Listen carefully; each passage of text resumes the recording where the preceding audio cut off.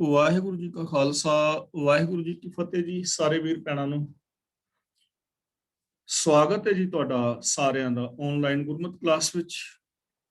ਜਿਵੇਂ ਕਿ ਆਪ ਜੀ ਨੂੰ ਪਤਾ ਹੈ, ਕੁਝ ਦਿਨ ਤੋਂ ਅਸੀਂ ਮਾਝ ਕੀ ਵਾਰ ਦੀ ਵਿਚਾਰ ਸ਼ੁਰੂ ਕੀਤੀ ਸੀ ਔਰ ਗੁਰਬਾਣੀ ਵਿਚਾਰ ਕੇ ਜੀਵਨ ਜਾਚ ਸਿੱਖਣ ਦਾ ਸਾਰੇ ਵੀਰ ਭੈਣਾਂ ਯਤਨ ਕਰ ਰਹੇ ਹਨ। ਕੱਲ ਤੱਕ 26 ਪੌੜੀਆਂ ਦੀ ਵਿਚਾਰ ਸਾਂਝੀ ਕਰ ਚੁੱਕੇ ਹਾਂ। ਅੱਜ ਇਸ ਵਾਰ ਦੀ 27ਵੀਂ ਔਰ ਆਖਰੀ ਪੌੜੀ ਹੈ। ਇਸ ਪੌੜੀ ਦੇ ਨਾਲ ਜੋ ਪਹਿਲਾ ਸ਼ਲੋਕ ਹੈ, ਸਾਹਿਬ ਸ੍ਰੀ ਗੁਰੂ ਅੰਗਦ ਪਾਤਸ਼ਾਹ ਜੀ ਦਾ ਉਚਾਰਨ ਕੀਤਾ ਹੋਇਆ। ਆਦ ਸ੍ਰੀ ਗੁਰੂ ਗ੍ਰੰਥ ਸਾਹਿਬ ਜੀ ਦੇ ਪਾਵਨ ਅੰਗ 150 ਤੇ ਅੰਕਿਤ ਹੈ। ਦੇਖਿਆ ਆਖ ਬੁਝਾਇਆ, ਸਿਫਤੀ ਸੱਚ ਸਮੇਓ, ਤਿਨ ਕੋ ਕਿਆ ਉਪਦੇਸੀਐ, ਜਿਨ ਗੁਰ ਨਾਨਕ ਦਿਓ। ਇਹਨੂੰ ਗੁਰ ਨਾਨਕ ਇਕੱਠਾ ਨਹੀਂ ਪੜਨਾ, ਗੁਰ ਤੇ ਰੁਕ ਜਾਣਾ ਹੈ, ਕਿਉਂਕਿ ਗੁਰ ਦੇ ਰਾਰੇ ਥੱਲੇ ਔਂਕੜ ਹੈ। ਜੇ ਨਾਨਕ ਦੇ ਕੱਕੇ ਥੱਲੇ ਵੀ ਔਂਕੜ ਹੁੰਦਾ ਫਿਰ ਗੁਰੂ ਨਾਨਕ ਇਕੱਠਾ ਪੜਨਾ ਸੀ। ਹੁਣ ਗੁਰ ਤੇ ਵਿਸ਼ਰਾਮ ਲਗਾਵਾਂਗੇ। ਦੇਖਿਆ ਆਖ ਬੁਝਾਇਆ, ਆਖ ਦਾ ਮਤਲਬ ਆਖ ਕੇ, ਸੁਣਾ ਕੇ। ਦੇਖਿਆ ਦਾ ਮਤਲਬ ਸਿੱਖਿਆ। ਬੁਝਾਇਆ ਦਾ ਮਤਲਬ ਸਮਝਾ ਦਿੱਤਾ, ਗਿਆਨ ਦਿੱਤਾ, ਆਤਮਿਕ ਜੀਵਨ ਦੀ ਸੂਝ ਦਿੱਤੀ। ਤੇ ਸਿਫਤੀ ਦਾ ਮਤਲਬ ਹੈਗਾ ਸਿਫਤ ਦੁਆਰਾ, ਸਿਫਤਾਂ ਰਾਹੀਂ, ਸਿਫਤ ਸਲਾਹ ਰਾਹੀਂ, ਗੁਣਾ ਰਾਹੀਂ। ਸੱਚ ਦੇ ਚੱਚੇ ਨਾਲ ਸਿਹਾਰੀ ਹੈ, ਜਿਸ ਦਾ ਮਤਲਬ ਸੱਚ ਵਿੱਚ, ਤੇ ਸਮੇਓ ਦਾ ਮਤਲਬ ਸਮਾਈ ਦਿੱਤੀ, ਜੋੜਿਆ। ਤਾਂ ਗੁਰੂ ਪਾਤਸ਼ਾਹ ਜੀ ਕਹਿੰਦੇ ਨੇ, ਜਿਨ੍ਹਾਂ ਦਾ ਗੁਰਦੇਵ ਹੈ, ਜਿਨ੍ਹਾਂ ਦਾ ਗੁਰਦੇਵ ਹੈ, ਜੋ ਗੁਰੂ ਦੀ ਸ਼ਰਨ ਵਿੱਚ ਆਏ,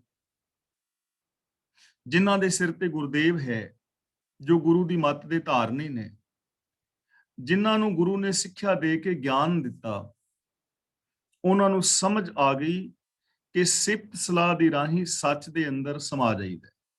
ਗੁਰੂ ਜੀ ਨੇ ਸਿੱਖਿਆ ਦਿੱਤੀ ਔਰ ਉਹਨਾਂ ਦੀ ਸੱਚ ਦੇ ਅੰਦਰ ਸਮਾਈ ਕਰਾ ਦਿੱਤੀ। ਤਾਂ ਸੱਚ ਦੇ ਅੰਦਰ ਸਮਾਣਾ ਇਹ ਕੀ ਹੈ?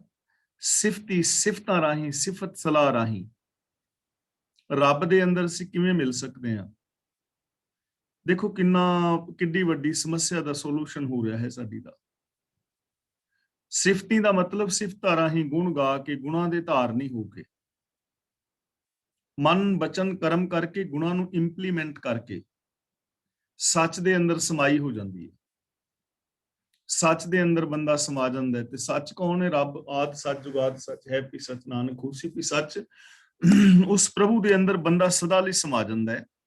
ਕਿਵੇਂ ਸਮਾ ਜਾਂਦਾ ਹੈ? ਸਿਫਤੀ ਗੁਣਾ ਰਾਹੀਂ। ਤੇ ਇਹ ਸਮਝ ਕਿਹਨੇ ਦਿੱਤੀ? ਗੁਰੂ ਨੇ। ਜੋ ਗੁਰੂ ਦੇ ਚਰਨਾਂ ਦੀ ਸ਼ਰਨ ਵਿੱਚ ਆਏ, ਉਹਨਾਂ ਨੂੰ ਗੁਰੂ ਨੇ ਇਹ ਸਮਝ ਦਿੱਤੀ। ਉਹ ਗੁਣਾਂ ਦੇ ਧਾਰਨੀ ਹੋਏ, ਉਹ ਸੱਚ ਦੇ ਅੰਦਰ ਸਮਾ ਕੇ ਰੱਬ ਵਰਗੇ ਹੀ ਹੋ ਗਏ। ਹੁਣ ਜੇ ਸਾਡੇ ਵਿੱਚੋਂ ਜਾਂ ਇਸ ਦੁਨੀਆ ਵਿੱਚੋਂ ਕੋਈ ਰੱਬ ਦਾ ਰੂਪ ਨਹੀਂ ਹੋ ਸਕਿਆ, ਤਾਂ ਉਹਦਾ ਰੀਜ਼ਨ ਸਾਨੂੰ ਸਮਝ ਆ ਜਾਣਾ ਚਾਹੀਦਾ ਹੈ ਕਿ ਉਹਦਾ ਰੀਜ਼ਨ ਕੀ ਹੈ। ਜਿਹੜੇ ਸੱਚ ਦੇ ਅੰਦਰ ਸਮਾ ਗਏ, ਉਹਨਾਂ ਨੇ ਗੁਰੂ ਦੀ ਸਿੱਖਿਆ ਨੂੰ ਫੋਲੋ ਕੀਤਾ, ਉਹ ਸੱਚ ਵਿੱਚ ਸਮਾ ਗਏ, ਗੁਣਾਂ ਦੇ ਧਾਰਨੀ ਹੋ ਗਏ। ਲੇਕਿਨ ਜੋ ਨਹੀਂ ਹੋ ਸਕੇ, ਇਹਦਾ ਮਤਲਬ ਉਹਨਾਂ ਨੇ ਗੁਰੂ ਦੀ ਸਿੱਖਿਆ ਨੂੰ ਮੰਨਿਆ ਨਹੀਂ, ਉਹਨਾਂ ਨੇ ਗੁਰੂ ਦੀ ਸ਼ਰਨ ਨਹੀਂ ਲਈ, ਉਹਨਾਂ ਨੇ ਸ਼ਰਨ ਕਿਸੇ ਹੋਰ ਦੀ ਲੈ ਲਈ ਹੈ। ਡਾਇਰੈਕਸ਼ਨ ਕਿਤੇ ਹੋਰ ਤੋਂ ਲੈ ਰਹੇ ਨੇ, ਚਾਹੇ ਉਹ ਸਮਾਧੀਆਂ ਲਾਉਣ ਵਾਲੇ ਤੋਂ ਲੈ ਰਹੇ ਨੇ, ਚਾਹੇ ਉਹ ਦਸਮ ਦੁਆਰ ਵਿੱਚ ਪ੍ਰਾਣ ਚੜਾਉਣ ਵਾਲਿਆਂ ਤੋਂ ਸਿੱਖਿਆ ਲੈ ਰਹੇ ਨੇ, ਜਾਂ ਉਹ ਕਿਸੇ ਤਿਆਗੀ ਤੋਂ ਜੋ ਦੁਨੀਆ ਨੂੰ ਛੱਡ ਕੇ ਚਲੇ ਗਏ ਨੇ, ਉਹਨਾਂ ਤੋਂ ਸਿੱਖਿਆ ਲੈ ਰਹੇ ਨੇ। ਤੇ ਉਹਨਾਂ ਸਿੱਖਿਆਵਾਂ ਰਾਹੀਂ, ਕਰਮ ਕਾਂਡਾਂ ਰਾਹੀਂ ਕਦੀ ਵੀ ਸੱਚ ਦੀ ਪ੍ਰਾਪਤੀ ਨਹੀਂ ਹੁੰਦੀ। ਕਦੀ ਵੀ ਬੰਦਾ ਰੱਬ ਵਰਗਾ ਨਹੀਂ ਹੁੰਦਾ, ਰੱਬ ਵਿੱਚ ਅਭੇਦਤਾ ਨਹੀਂ ਹੁੰਦੀ। ਹਮੇਸ਼ਾ ਗੁਰੂ ਦੇ ਗਿਆਨ ਰਾਹੀਂ, ਗੁਣਾਂ ਦੇ ਧਾਰਨੀ ਹੋ ਕੇ, ਮਨ ਬਚਨ ਕਰਮ ਕਰਕੇ, ਰੱਬੀ ਗੁਣਾਂ ਨੂੰ ਅਪਣਾ ਕੇ ਸੱਚ ਦੇ ਅੰਦਰ ਸਮਾਈ ਹੋ ਜਾਂਦੀ। ਤਾਂ ਜੇ ਅਸੀਂ ਰੱਬ ਰੂਪ ਨਹੀਂ ਹੋ ਸਕੇ, ਤਾਂ ਫਿਰ ਸਾਨੂੰ ਸੈਲਫ ਐਨਾਲਿਸਿਸ ਕਰਨਾ ਚਾਹੀਦਾ ਹੈ ਕਿ ਕਮੀ ਕਿੱਥੇ ਹੈ। ਕਿਤੇ ਸਾਡੇ ਅੰਦਰ ਕੋਈ ਔਗਣ ਤਾਂ ਨਹੀਂ, ਕਿਤੇ ਗੁਰੂ ਦੀ ਬਾਣੀ ਜਾਂ ਗੁਰੂ ਦੀ ਸਿੱਖਿਆ ਤੋਂ, ਗੁਰੂ ਦੇ ਦਿੱਤੇ ਵੇ ਆਫ ਲਾਈਫ ਤੋਂ ਉਲਟ ਤੇ ਨਹੀਂ ਕੁਝ ਕਰ ਰਿਹਾ। ਸਾਡੀ ਸੋਚ, ਸਾਡੀ ਸੋਚ, ਸਾਡੇ ਬੋਲ, ਸਾਡਾ ਵਿਹਾਰ ਜੇ ਕਿਤੇ ਗਲਤ ਹੈ ਤਾਂ ਸਾਨੂੰ ਆਪਣੀ ਗਲਤੀ ਸੁਧਾਰ ਲੈਣੀ ਚਾਹੀਦੀ ਹੈ। ਤੇ ਜੇ ਅਸੀਂ ਗੁਰਮਤਿ ਆਸ਼ੇ ਅਨੁਸਾਰ ਜ਼ਿੰਦਗੀ ਜੀ ਰਹੇ ਹਾਂ, ਗੁਣਾਂ ਦੇ ਧਾਰਨੀ ਹਾਂ, ਤਾਂ ਫਿਰ ਆਪਣੇ ਆਪ ਨੂੰ ਸ਼ਾਬਾਸ਼ ਦੇਣੀ ਚਾਹੀਦੀ। ਸ਼ਾਬਾਸ਼ ਹੈ ਉਹ ਜ਼ਿੰਦਗੀ, ਧੰਨਵਾਦ ਉਸ ਜ਼ਿੰਦਗੀ ਦਾ, ਸ਼ੁਕਰਾਨਾ ਕਰਨਾ ਚਾਹੀਦਾ ਹੈ ਗੁਰੂ ਦਾ, ਪ੍ਰਭੂ ਦਾ, ਕਿ ਸ਼ੁਕਰ ਹੈ ਪ੍ਰਭੂ, ਸ਼ੁਕਰ ਹੈ ਗੁਰਦੇਵ, ਕਿ ਤੁਹਾਡੀ ਰਹਿਮਤ ਰਾਹੀਂ ਮੈਂ ਐਸੀ ਜ਼ਿੰਦਗੀ ਜੀ ਰਿਹਾ ਹਾਂ। ਤਿੰਨ ਕੋ ਕਿਆ ਉਪਦੇਸੀ ਹੈ ਜਿਨ ਗੁਰੂ ਨਾਨਕ ਦੇਵ। ਇੱਥੇ ਬਹੁਤ ਸਾਰੇ ਵੀਰ ਅਰਥ ਕਰਦੇ ਨੇ ਕਿ ਜਿਨ੍ਹਾਂ ਦਾ ਗੁਰੂ ਨਾਨਕ ਦੇਵ ਹੈ। ਹੋ ਸਕਦਾ ਸੀ ਉਹ ਅਰਥ ਜੇ ਨਾਨਕ ਦੇ ਕੱਕੇ ਥੱਲੇ ਔਂਕੜ ਹੁੰਦਾ। ਇੱਥੇ ਗੁਰ ਵੱਖਰਾ ਹੈ, ਨਾਨਕ ਵੱਖਰਾ ਹੈ। ਨਾਨਕ ਹੈ ਨਾਨਕ, ਜਦੋਂ ਨਾਨਕ ਦੇ ਕੱਕੇ ਥੱਲੇ ਔਂਕੜ ਆਏ ਨਾ ਤਾਂ ਉਹ ਕਰਤਾ ਕਾਰਕ ਇੱਕ ਵਚਨ ਪੁਲਿੰਗ ਸ਼ਬਦ ਹੋਏਗਾ। ਨਾਨਕ ਦੇ ਕੱਕੇ ਨਾਲ ਸਿਹਾਰੀ ਹੋਵੇ, ਉਹਦਾ ਅਰਥ ਹੋਏਗਾ ਨਾਨਕ ਨੇ, ਨਾਨਕ ਦੇ ਜ਼ਰੀਏ ਜਾਂ ਨਾਨਕ ਵਿੱਚ। ਤੇ ਜਦੋਂ ਨਾਨਕ ਦਾ ਕੱਕਾ ਮੁਕਤਾ ਹੋਏ, ਉਹਦਾ ਮਤਲਬ ਹੈ ਨਾਨਕ, ਕਵੀ ਦੀ ਮੋਹਰ ਛਾਪ ਹੈ। ਤਿੰਨ ਕੋ ਕਿਆ ਉਪਦੇਸੀ ਹੈ ਜਿਨ ਗੁਰ ਨਾਨਕ ਦੇਵ। ਦੇਵ ਦਾ ਮਤਲਬ ਪ੍ਰਕਾਸ਼ ਸਰੂਪ। ਉਹਨਾਂ ਨੂੰ ਕਿਸੇ ਹੋਰ ਉਪਦੇਸ਼ ਦੀ ਲੋੜ ਨਹੀਂ ਰਹਿੰਦੀ, ਭਾਵ ਕਿ ਪ੍ਰਭੂ ਦੇ ਨਾਮ ਵਿੱਚ, ਸੱਚ ਵਿੱਚ ਜੁੜਨ ਤੋਂ ਇਲਾਵਾ ਇਸ ਤੋਂ ਵੱਡੀ ਹੋਰ ਕੋਈ ਸਿੱਖਿਆ ਨਹੀਂ ਹੈ। ਜਿਨ੍ਹਾਂ ਨੂੰ ਦੇਵ ਦਾ ਮਤਲਬ ਪ੍ਰਕਾਸ਼ ਸਰੂਪ ਪ੍ਰਭੂ ਦੇ ਅੰਦਰ ਜੋੜ ਦਿੱਤਾ, ਜਿਨ੍ਹਾਂ ਦਾ ਪ੍ਰਕਾਸ਼ ਸਰੂਪ ਗੁਰੂ ਹੈ, ਚਾਨਣਾ ਵਿਖਾਉਣ ਵਾਲਾ, ਉਹਨਾਂ ਨੂੰ ਕਿਸੇ ਹੋਰ ਉਪਦੇਸ਼ ਦੀ ਲੋੜ ਨਹੀਂ ਹੈ। ਯਾਨੀ ਗੁਰੂ ਦੇ ਉਪਦੇਸ਼ ਅਨੁਸਾਰ ਚੱਲ ਕੇ ਰੱਬੀ ਗੁਣਾਂ ਦੇ ਅੰਦਰ ਸਮਾ ਜਾਣਾ ਹੀ ਦੁਨੀਆ ਦੀ ਸਭ ਤੋਂ ਵੱਡੀ ਸਿੱਖਿਆ ਹੈ। ਹੋਰ ਕਿਸੇ ਸਿੱਖਿਆ ਦੀ ਲੋੜ ਨਹੀਂ ਕਿ ਅਸੀਂ ਹੁਣ ਨਾਮ ਕਿਵੇਂ ਜਪੀਏ, ਭਗਤੀ ਕਿਵੇਂ ਕਰੀਏ, ਸੰਸਾਰ ਦਾ ਤਿਆਗ ਕਰੀਏ, ਸਮਾਧੀਆਂ ਲਾਈਏ, ਦਸਮ ਦੁਆਰ ਕਿਵੇਂ ਖੁੱਲੇਗਾ, ਅੰਦਰ ਟੂੰ ਟੂੰ ਦੀ ਆਵਾਜ਼ ਬੰਸਰੀ ਦੀ ਕਿਵੇਂ ਆਏਗੀ, ਕਰਮ ਕਾਂਡ ਦਾ ਹੋਰ ਉਹਨਾਂ ਚੀਜ਼ਾਂ ਦੀ ਲੋੜ ਹੀ ਨਹੀਂ ਹੈ ਸਿੱਖਿਆ ਲੈਣ ਦੀ। ਸਭ ਤੋਂ ਉੱਚੀ ਸਿੱਖਿਆ ਹੈ ਗੁਰੂ ਦਾ ਦਿੱਤਾ ਹੋਇਆ ਵੇ ਆਫ ਲਾਈਫ, ਗੁਰੂ ਦੇ ਦਿੱਤੇ ਹੋਏ ਰੱਬੀ ਗੁਣ। ਉਹਨਾਂ ਗੁਣਾਂ ਨੂੰ ਆਪਣੀ ਜ਼ਿੰਦਗੀ ਵਿੱਚ ਇੰਪਲੀਮੈਂਟ ਕਰ ਲੈਣਾ ਹੀ ਇੱਕੋ ਇੱਕ ਸਾਧਨ ਹੈ ਪ੍ਰਭੂ ਦੇ ਵਿੱਚ ਸਮਾ ਜਾਣ ਦਾ। ਤੇ ਜਿਨ੍ਹਾਂ ਦੇ ਸਿਰ ਤੇ ਗੁਰੂ ਰਾਖਾ ਹੈ, ਜੋ ਗੁਰੂ ਦੇ ਚਰਨਾਂ ਦੀ ਸ਼ਰਨ ਵਿੱਚ ਆ ਗਏ ਨੇ, ਉਹਨਾਂ ਨੂੰ ਕਿਸੇ ਹੋਰ ਉਪਦੇਸ਼ ਦੀ ਲੋੜ ਨਹੀਂ ਹੈ। ਗੁਰੂ ਦੇ ਦੱਸੇ ਰਾਹ ਤੇ ਤੁਰਨ ਦੀ ਲੋੜ ਹੈ। ਪਰ ਆਮ ਜੋ ਬੰਦਾ ਹੈ, ਉਹਦੀ ਪ੍ਰੋਬਲਮ ਇਹ ਹੈ ਕਿ ਉਹ ਗੁਰੂ ਨੂੰ ਛੱਡ ਕੇ ਉਪਦੇਸ਼ ਹੋਰ ਤੋਂ ਲੈ ਰਿਹਾ ਹੈ, ਕਿਸੇ ਹੋਰ ਦੀ ਗਾਈਡੈਂਸ ਵਿੱਚ ਚੱਲ ਰਿਹਾ ਹੈ। ਜਿਵੇਂ ਅਸੀਂ ਇਹ ਚੀਜ਼ਾਂ ਪਹਿਲਾਂ ਵੀ ਵਿਚਾਰ ਚੁੱਕੇ ਹਾਂ। ਜਾਂ ਤਾਂ ਅਸੀਂ ਗੁਰਦੁਆਰੇ ਰਹੇ ਹਾਂ, ਬਾਣੀ ਅਸੀਂ ਪੜ੍ਹ ਰਹੇ ਹਾਂ, ਇਹਦੇ ਵਿੱਚ ਕੋਈ ਦੋ ਰਾਏ ਨਹੀਂ, ਲੇਕਿਨ ਗਾਈਡੈਂਸ ਕਿਸੇ ਹੋਰ ਦੀ ਹੈ। ਗਾਈਡੈਂਸ ਗੁਰਮਤਿ ਤੋਂ ਉਲਟ ਹੈ ਕਿ ਇਹ ਸ਼ਬਦ ਤੁਸੀਂ 25 ਵਾਰੀ ਪੜੋਗੇ ਤੇ ਤੁਹਾਡਾ ਮੁਕੱਦਮਾ ਜਿੱਤ ਜਾਏਗਾ। ਗਾਈਡੈਂਸ ਕਿਸੇ ਬਾਬੇ ਦੀ ਹੈ, ਹੁਕਮ ਕਿਸੇ ਬਾਬੇ ਦਾ ਮੰਨ ਰਹੇ ਹਾਂ, ਤੇ ਮੁਕੱਦਮਾ ਚੱਲ ਰਿਹਾ ਹੈ ਭਰਾ ਦੇ ਨਾਲ, ਤੇ ਜ਼ਮੀਨ ਦਾ ਰੌਲਾ ਹੈ। ਭਰਾ ਦੀ ਜ਼ਮੀਨ ਦੇ ਉੱਤੇ ਕੇਸ ਕੀਤਾ ਹੋਇਆ ਕਿ ਉਹਦੀ ਜ਼ਮੀਨ, ਉਹਦਾ ਪਲਾਟ ਮੈਨੂੰ ਮਿਲ ਜਾਏ। ਤੇ ਬਾਬੇ ਨੇ ਸਾਨੂੰ ਗਾਈਡੈਂਸ ਦਿੱਤੀ ਹੈ ਕਿ ਜਪਜੀ ਸਾਹਿਬ ਜਾਂ ਕੋਈ ਵੀ ਬਾਣੀ 25 ਵਾਰੀ 31 ਵਾਰੀ ਪੜੋਗੇ ਮੁਕੱਦਮਾ ਜਿੱਤ ਜਾਓਗੇ। ਤਾਂ ਹੁਣ ਇਹ ਬਾਣੀ ਭਰਾਵਾਂ ਦੀਆਂ ਪ੍ਰੋਪਰਟੀਆਂ ਤੇ ਕਬਜ਼ੇ ਕਰਾਉਣ ਵਾਸਤੇ ਨਹੀਂ ਹੈ। ਬਾਣੀ ਝੂਠੇ ਮੁਕੱਦਮੇ ਲੜਾਉਣ ਜਿਤਾਉਣ ਵਾਸਤੇ ਨਹੀਂ। ਜੇ ਗੁਰੂ ਦੀ ਸਿੱਖਿਆ ਤੇ ਚੱਲਿਆ ਜਾਏ ਤਾਂ ਮੁਕੱਦਮੇ ਦੀ ਲੋੜ ਹੀ ਨਹੀਂ ਪੈਂਦੀ, ਝਗੜਾ ਲੜਾਈ ਦੰਗਾ ਫਸਾਦ ਹੋਏਗਾ ਹੀ ਨਹੀਂ, ਕਿਉਂਕਿ ਸੱਚ ਨਾਲ ਬੰਦਾ ਜੁੜ ਜਾਏਗਾ ਨਾ। ਜਾਂ ਅਸੀਂ ਗੁਰਦੁਆਰੇ ਸਾਹਿਬ ਰਹੇ ਹਾਂ, ਲੇਕਿਨ ਉਪਦੇਸ਼ ਕਿਸੇ ਬਾਬੇ ਨੇ ਦਿੱਤਾ ਹੋਇਆ ਹੈ ਕਿ ਮੰਗਲਵਾਰ ਵਾਲੇ ਦਿਨ ਜੇ ਪੀਲਾ ਪ੍ਰਸ਼ਾਦ ਚੜਾਓਗੇ ਤੇ ਤੁਹਾਡੀ ਮਨੋਕਾਮਨਾ ਪੂਰੀ ਹੋਏਗੀ। ਇਸ ਲਈ ਅਸੀਂ ਮੰਗਲਵਾਰ ਬੂੰਦੀ ਜਾਂ ਲੱਡੂ ਲੈ ਕੇ ਜਾਂਦੇ ਹਾਂ। ਜਾਂ ਗੁਰਦੁਆਰਾ ਸਾਹਿਬ ਰਹੇ ਹਾਂ, ਲੇਕਿਨ ਗਾਈਡੈਂਸ ਕਿਸੇ ਬਾਬੇ ਦੀ ਹੈ ਕਿ ਵੀਰਵਾਰ ਵਾਲੇ ਦਿਨ ਮਾਂ ਦੀ ਦਾਲ ਲੈ ਕੇ ਜਾਓਗੇ ਤੇ ਕਾਰਦਰਾਸ ਹੋ ਜਾਣਗੇ। ਸ਼ਨੀਵਾਰ ਛੋਲੇ ਲੈ ਕੇ ਜਾਓਗੇ। ਦੇਖੋ, ਦਾਲਾਂ ਦੀ, ਸਬਜ਼ੀਆਂ ਦੀ, ਫਰੂਟ ਦੀ, ਇਹਨਾਂ ਚੀਜ਼ਾਂ ਦੀ ਗੁਰੂ ਘਰਾਂ ਵਿੱਚ, ਗੁਰਦੁਆਰੇ ਸਾਹਿਬਾਨ ਵਿੱਚ ਜ਼ਰੂਰਤ ਹੈ, ਕਿਉਂਕਿ ਗੁਰੂ ਕਾ ਲੰਗਰ ਹਰ ਇਨਸਾਨ ਵਾਸਤੇ ਖੁੱਲਾ ਚੱਲਦਾ ਹੈ। ਸਾਨੂੰ ਇਹ ਚੀਜ਼ਾਂ ਗੁਰਦੁਆਰਾ ਸਾਹਿਬ ਲੈ ਕੇ ਜਾਣੀਆਂ ਚਾਹੀਦੀਆਂ ਨੇ, ਇਹਦੀ ਕੋਈ ਮਨਾਹੀ ਨਹੀਂ ਹੈ। ਲੇਕਿਨ ਵਹਿਮ ਕਰਕੇ ਵੀਰਵਾਰ, ਸ਼ਨੀਵਾਰ ਇਸ ਤਰ੍ਹਾਂ ਲੈ ਕੇ ਜਾਣਾ, ਇਹ ਕਦੇ ਵੀ ਠੀਕ ਨਹੀਂ ਹੈ, ਕਿਉਂਕਿ ਗੁਰਮਤਿ ਤੋਂ ਉਲਟ ਹੈ। ਦੂਜੀ ਗੱਲ ਇਹ ਹੈ ਕਿ ਜਦੋਂ ਅਸੀਂ ਕੋਈ ਗੁਰਦੁਆਰਾ ਸਾਹਿਬ ਚੀਜ਼ ਲੈ ਕੇ ਜਾਣੀ ਹੈ ਨਾ, ਦਾਲ ਸਬਜ਼ੀ ਜਾਂ ਕੁਝ ਵੀ ਅਸੀਂ ਲੈ ਕੇ ਜਾ ਰਹੇ ਹਾਂ, ਤਾਂ ਉਸ ਤੋਂ ਪਹਿਲਾਂ ਚਾਹੀਦਾ ਹੈ ਕਿ ਅਸੀਂ ਕਿਸੇ ਗ੍ਰੰਥੀ ਸਿੰਘ ਜਾਂ ਪ੍ਰਬੰਧਕ ਵੀਰ ਦੇ ਨਾਲ ਗੱਲ ਕਰੀਏ ਕਿ ਗੁਰਦੁਆਰਾ ਸਾਹਿਬ ਜ਼ਰੂਰਤ ਕਿਸ ਚੀਜ਼ ਦੀ ਹੈ। ਕਈ ਵਾਰੀ ਦਾਲਾਂ ਇੰਨੀਆਂ ਪਈਆਂ ਹੁੰਦੀਆਂ ਨੇ ਕਿ ਉਹ ਖਰਾਬ ਹੋ ਰਹੀਆਂ ਨੇ ਪਹਿਲਾਂ ਹੀ, ਤੇ ਅਸੀਂ ਹੋਰ ਲੈ ਜਾਂਦੇ ਹਾਂ। ਤਾਂ ਉਹ ਚੀਜ਼ ਲੈ ਕੇ ਜਾਓ ਜਿਸ ਚੀਜ਼ ਦੀ ਜ਼ਰੂਰਤ ਹੈ। ਜੇ ਆਟੇ ਦੀ ਜ਼ਰੂਰਤ ਹੈ, ਆਟਾ ਲੈ ਜਾਓ। ਦਾਲ ਦੀ ਲੋੜ ਹੈ, ਸਬਜ਼ੀ ਦੀ ਲੋੜ ਹੈ, ਹੋ ਸਕਦਾ ਹੈ ਕਿ ਉੱਥੇ ਹਲਦੀ ਮੁੱਕੀ ਹੋਵੇ ਤੇ ਤੁਸੀਂ ਦਾਲ ਲੈ ਜਾਓ ਚੱਕ ਕੇ। ਤਾਂ ਐਵੇਂ ਹੋ ਸਕਦਾ ਨਾ, ਇਹ ਚੀਜ਼ਾਂ ਸੇਵਾ ਇਸ ਤਰ੍ਹਾਂ ਹੋ ਸਕਦੀ ਹੈ। ਲੇਕਿਨ ਉਹ ਵਹਿਮਾਂ ਦੀ ਮੈਂ ਗੱਲ ਕਰ ਰਿਹਾ, ਤਾਂ ਜਿਹੜਾ ਗੁਰੂ ਦੇ ਚਰਨਾਂ ਦੀ ਸ਼ਰਨ ਵਿੱਚ ਹੈ ਉਹਨੂੰ ਕਿਸੇ ਹੋਰ ਉਪਦੇਸ਼ ਦੀ ਲੋੜ ਨਹੀਂ ਰਹਿੰਦੀ, ਕਿਸੇ ਰਾਹ ਦੀ ਲੋੜ ਨਹੀਂ ਰਹਿੰਦੀ, ਮੜੀਆਂ ਕਬਰਾਂ ਵਗੈਰਾ ਵਗੈਰਾ, ਇਹ ਸਾਰੀਆਂ ਚੀਜ਼ਾਂ ਤੁਸੀਂ ਸਮਝਦੇ ਹੋ।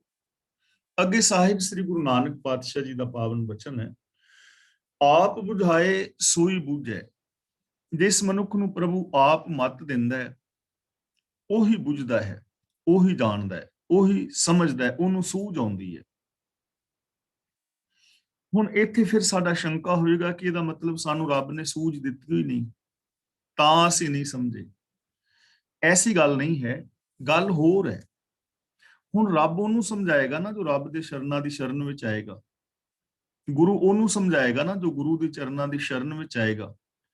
ਜਿਹੜਾ ਹੁਣ ਮੱਥਾ ਹੀ 9 ਵਜੇ ਪੀਰ ਤੇ ਟੇਕ ਰਿਹਾ ਹੈ, ਉਹਨੂੰ ਰੱਬ ਕਿਵੇਂ ਸਮਝਾਏ? ਉਹਨੂੰ ਤੇ 9 ਵਜੇ ਪੀਰ ਹੀ ਸਮਝਾਏਗਾ ਨਾ। ਜਿਹੜਾ ਹੁਣ ਗੁਰਬਾਣੀ ਪੜ੍ਹ ਕੇ ਗੁਰਬਾਣੀ ਤੋਂ ਸਮਝਣਾ ਹੀ ਨਹੀਂ ਚਾਹੁੰਦਾ, ਉਹਨੂੰ ਗੁਰਬਾਣੀ ਕਿਵੇਂ ਸਮਝਾਏ? ਹੁਣ ਜਿਹੜਾ ਸਮਝਣਾ ਹੀ ਬਾਬਿਆਂ ਤੋਂ ਚਾਹ ਰਿਹਾ ਹੈ, ਉਹਨੂੰ ਤੇ ਫਿਰ ਬਾਬੇ ਹੀ ਸਮਝਾਣਗੇ ਨਾ। ਤਾਂ ਇਹਦਾ ਮਤਲਬ ਜੋ ਪ੍ਰਭੂ ਦੀ ਸ਼ਰਨ ਵਿੱਚ ਆਉਂਦਾ ਹੈ ਨਾ, ਉਹਨੂੰ ਇਹ ਸੂਝ ਮਿਲ ਜਾਂਦੀ, ਉਹਨੂੰ ਇਹ ਸਮਝ ਆ ਜਾਂਦੀ ਹੈ। ਔਰ ਉਹ ਜਿਹੜਾ ਸਮਝਾਉਣ ਵਾਲਾ ਰੱਬ ਹੈ ਤੁਹਾਡੇ ਅੰਦਰ ਬੈਠਾ ਹੈ, ਹਰ ਇੱਕ ਦੇ ਅੰਦਰ ਬੈਠਾ ਹੈ। ਤਾਂ ਅਸੀਂ ਗੁਰੂ ਦੇ ਚਰਨਾਂ ਦੀ ਸ਼ਰਨ ਲੈ ਕੇ ਜਦੋਂ ਅਸੀਂ ਸਮਝਣ ਦਾ ਯਤਨ ਕਰਾਂਗੇ ਤਾਂ ਸਾਨੂੰ ਇਹ ਸੂਝ ਸਮਝ ਆ ਜਾਏਗੀ। ਸਾਨੂੰ ਇਹ ਸਮਝ ਆ ਜਾਏਗੀ ਕਿ ਰੱਬੀ ਰਜ਼ਾ ਦੇ ਵਿੱਚ ਤੁਰਨ ਦੇ ਨਾਲ ਹੀ ਜੀਵਨ ਦੀ ਸਫਲਤਾ ਹੈ। ਤਾਂ ਜਿਹਨੂੰ ਪ੍ਰਭੂ ਆਪ ਬਖਸ਼ਿਸ਼ ਕਰਦਾ ਹੈ, ਉਹ ਇਸ ਚੀਜ਼ ਨੂੰ ਬੁੱਝਦਾ ਹੈ, ਸਮਝਦਾ ਹੈ। ਜਿਸ ਆਪ ਸੁਝਾਏ ਇਸ ਸਭ ਕੁਝ ਸੂਝ ਹੈ। ਜਿਸ ਮਨੁੱਖ ਨੂੰ ਆਪ ਸੂਝ ਬਖਸ਼ਦਾ ਹੈ, ਉਹਨੂੰ ਜੀਵਨ ਦੀ ਹਰੇਕ ਗੱਲ ਦੀ ਸੂਝ ਆ ਜਾਂਦੀ ਹੈ। ਹੁਣ ਉਹ ਸੂਝ ਬਖਸ਼ਣ ਵਾਲਾ ਕਿੱਥੇ ਹੈ? ਜੇ ਤੇ ਅਸੀਂ ਉਹ ਹੀ ਮੰਨਾਂਗੇ ਕਿ ਉੱਤੇ ਕਿਤੇ ਸਵਰਗ ਵਿੱਚ ਬੈਠਾ ਹੈ, ਜਾਂ ਜੰਨਤ ਵਿੱਚ ਹੈ, ਜਾਂ ਕਿਤੇ ਵੱਖਰੇ ਸੱਚਖੰਡ ਵਿੱਚ ਹੈ, ਜਾਂ ਬੈਕੁੰਠ ਧਾਮ ਵਿੱਚ, ਦੁਨੀਆ ਤੋਂ ਵੱਖਰੀ ਉਹਦੀ ਕਿਤੇ ਕੋਈ ਦਰਗਾਹ ਹੈ, ਨਾ ਤੇ ਹੁਣ ਸਾਨੂੰ ਉਸ ਦਰਗਾਹ ਦਾ ਪਤਾ ਲੱਗੇ ਵੀ ਕਿੱਥੇ ਹੈ ਤੇ ਕਿੱਥੇ ਨਹੀਂ, ਨਾ ਅਸੀਂ ਉੱਥੇ ਜਾਈਏ ਤੇ ਨਾ ਸਾਨੂੰ ਸੂਝ ਬਖਸ਼ੇ। ਹੁਣ ਇਹ ਚੀਜ਼ ਨੂੰ ਬੜੇ ਗੌਰ ਨਾਲ ਸਮਝਣ ਦੀ ਲੋੜ ਹੈ।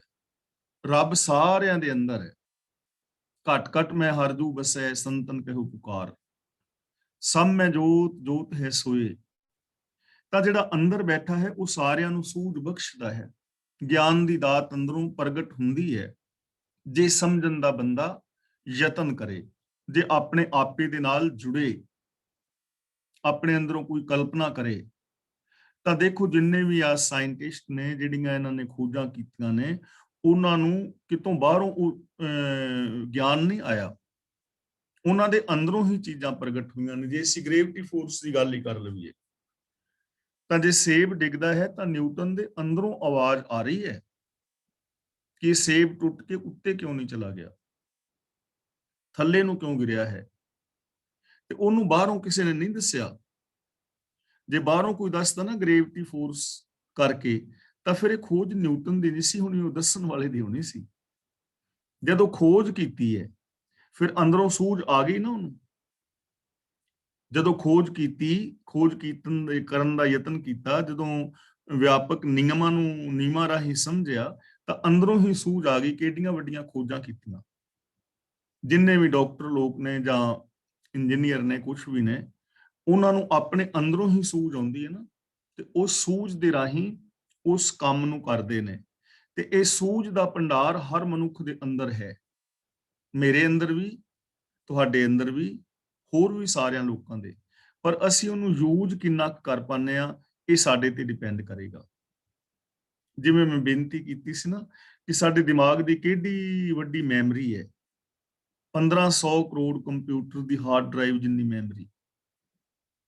ਜੇ ਉਹਦੀਆਂ ਸੀਡੀਜ਼ ਬਣਾਈਏ, ਚੰਦਰਮਾ ਤੱਕ ਢੇਰ ਲੱਗੇਗਾ ਧਰਤੀ ਤੋਂ ਲੈ ਕੇ। ਜੇ ਉਹਦੀਆਂ ਬੁੱਕਸ ਲਿਖੀਏ ਤਾਂ 15-15 ਲਾਇਬ੍ਰੇਰੀਆਂ ਇੱਕ ਇੱਕ ਬੰਦੇ ਦੇ ਹਿੱਸੇ ਆ ਜਾਣਗੀਆਂ।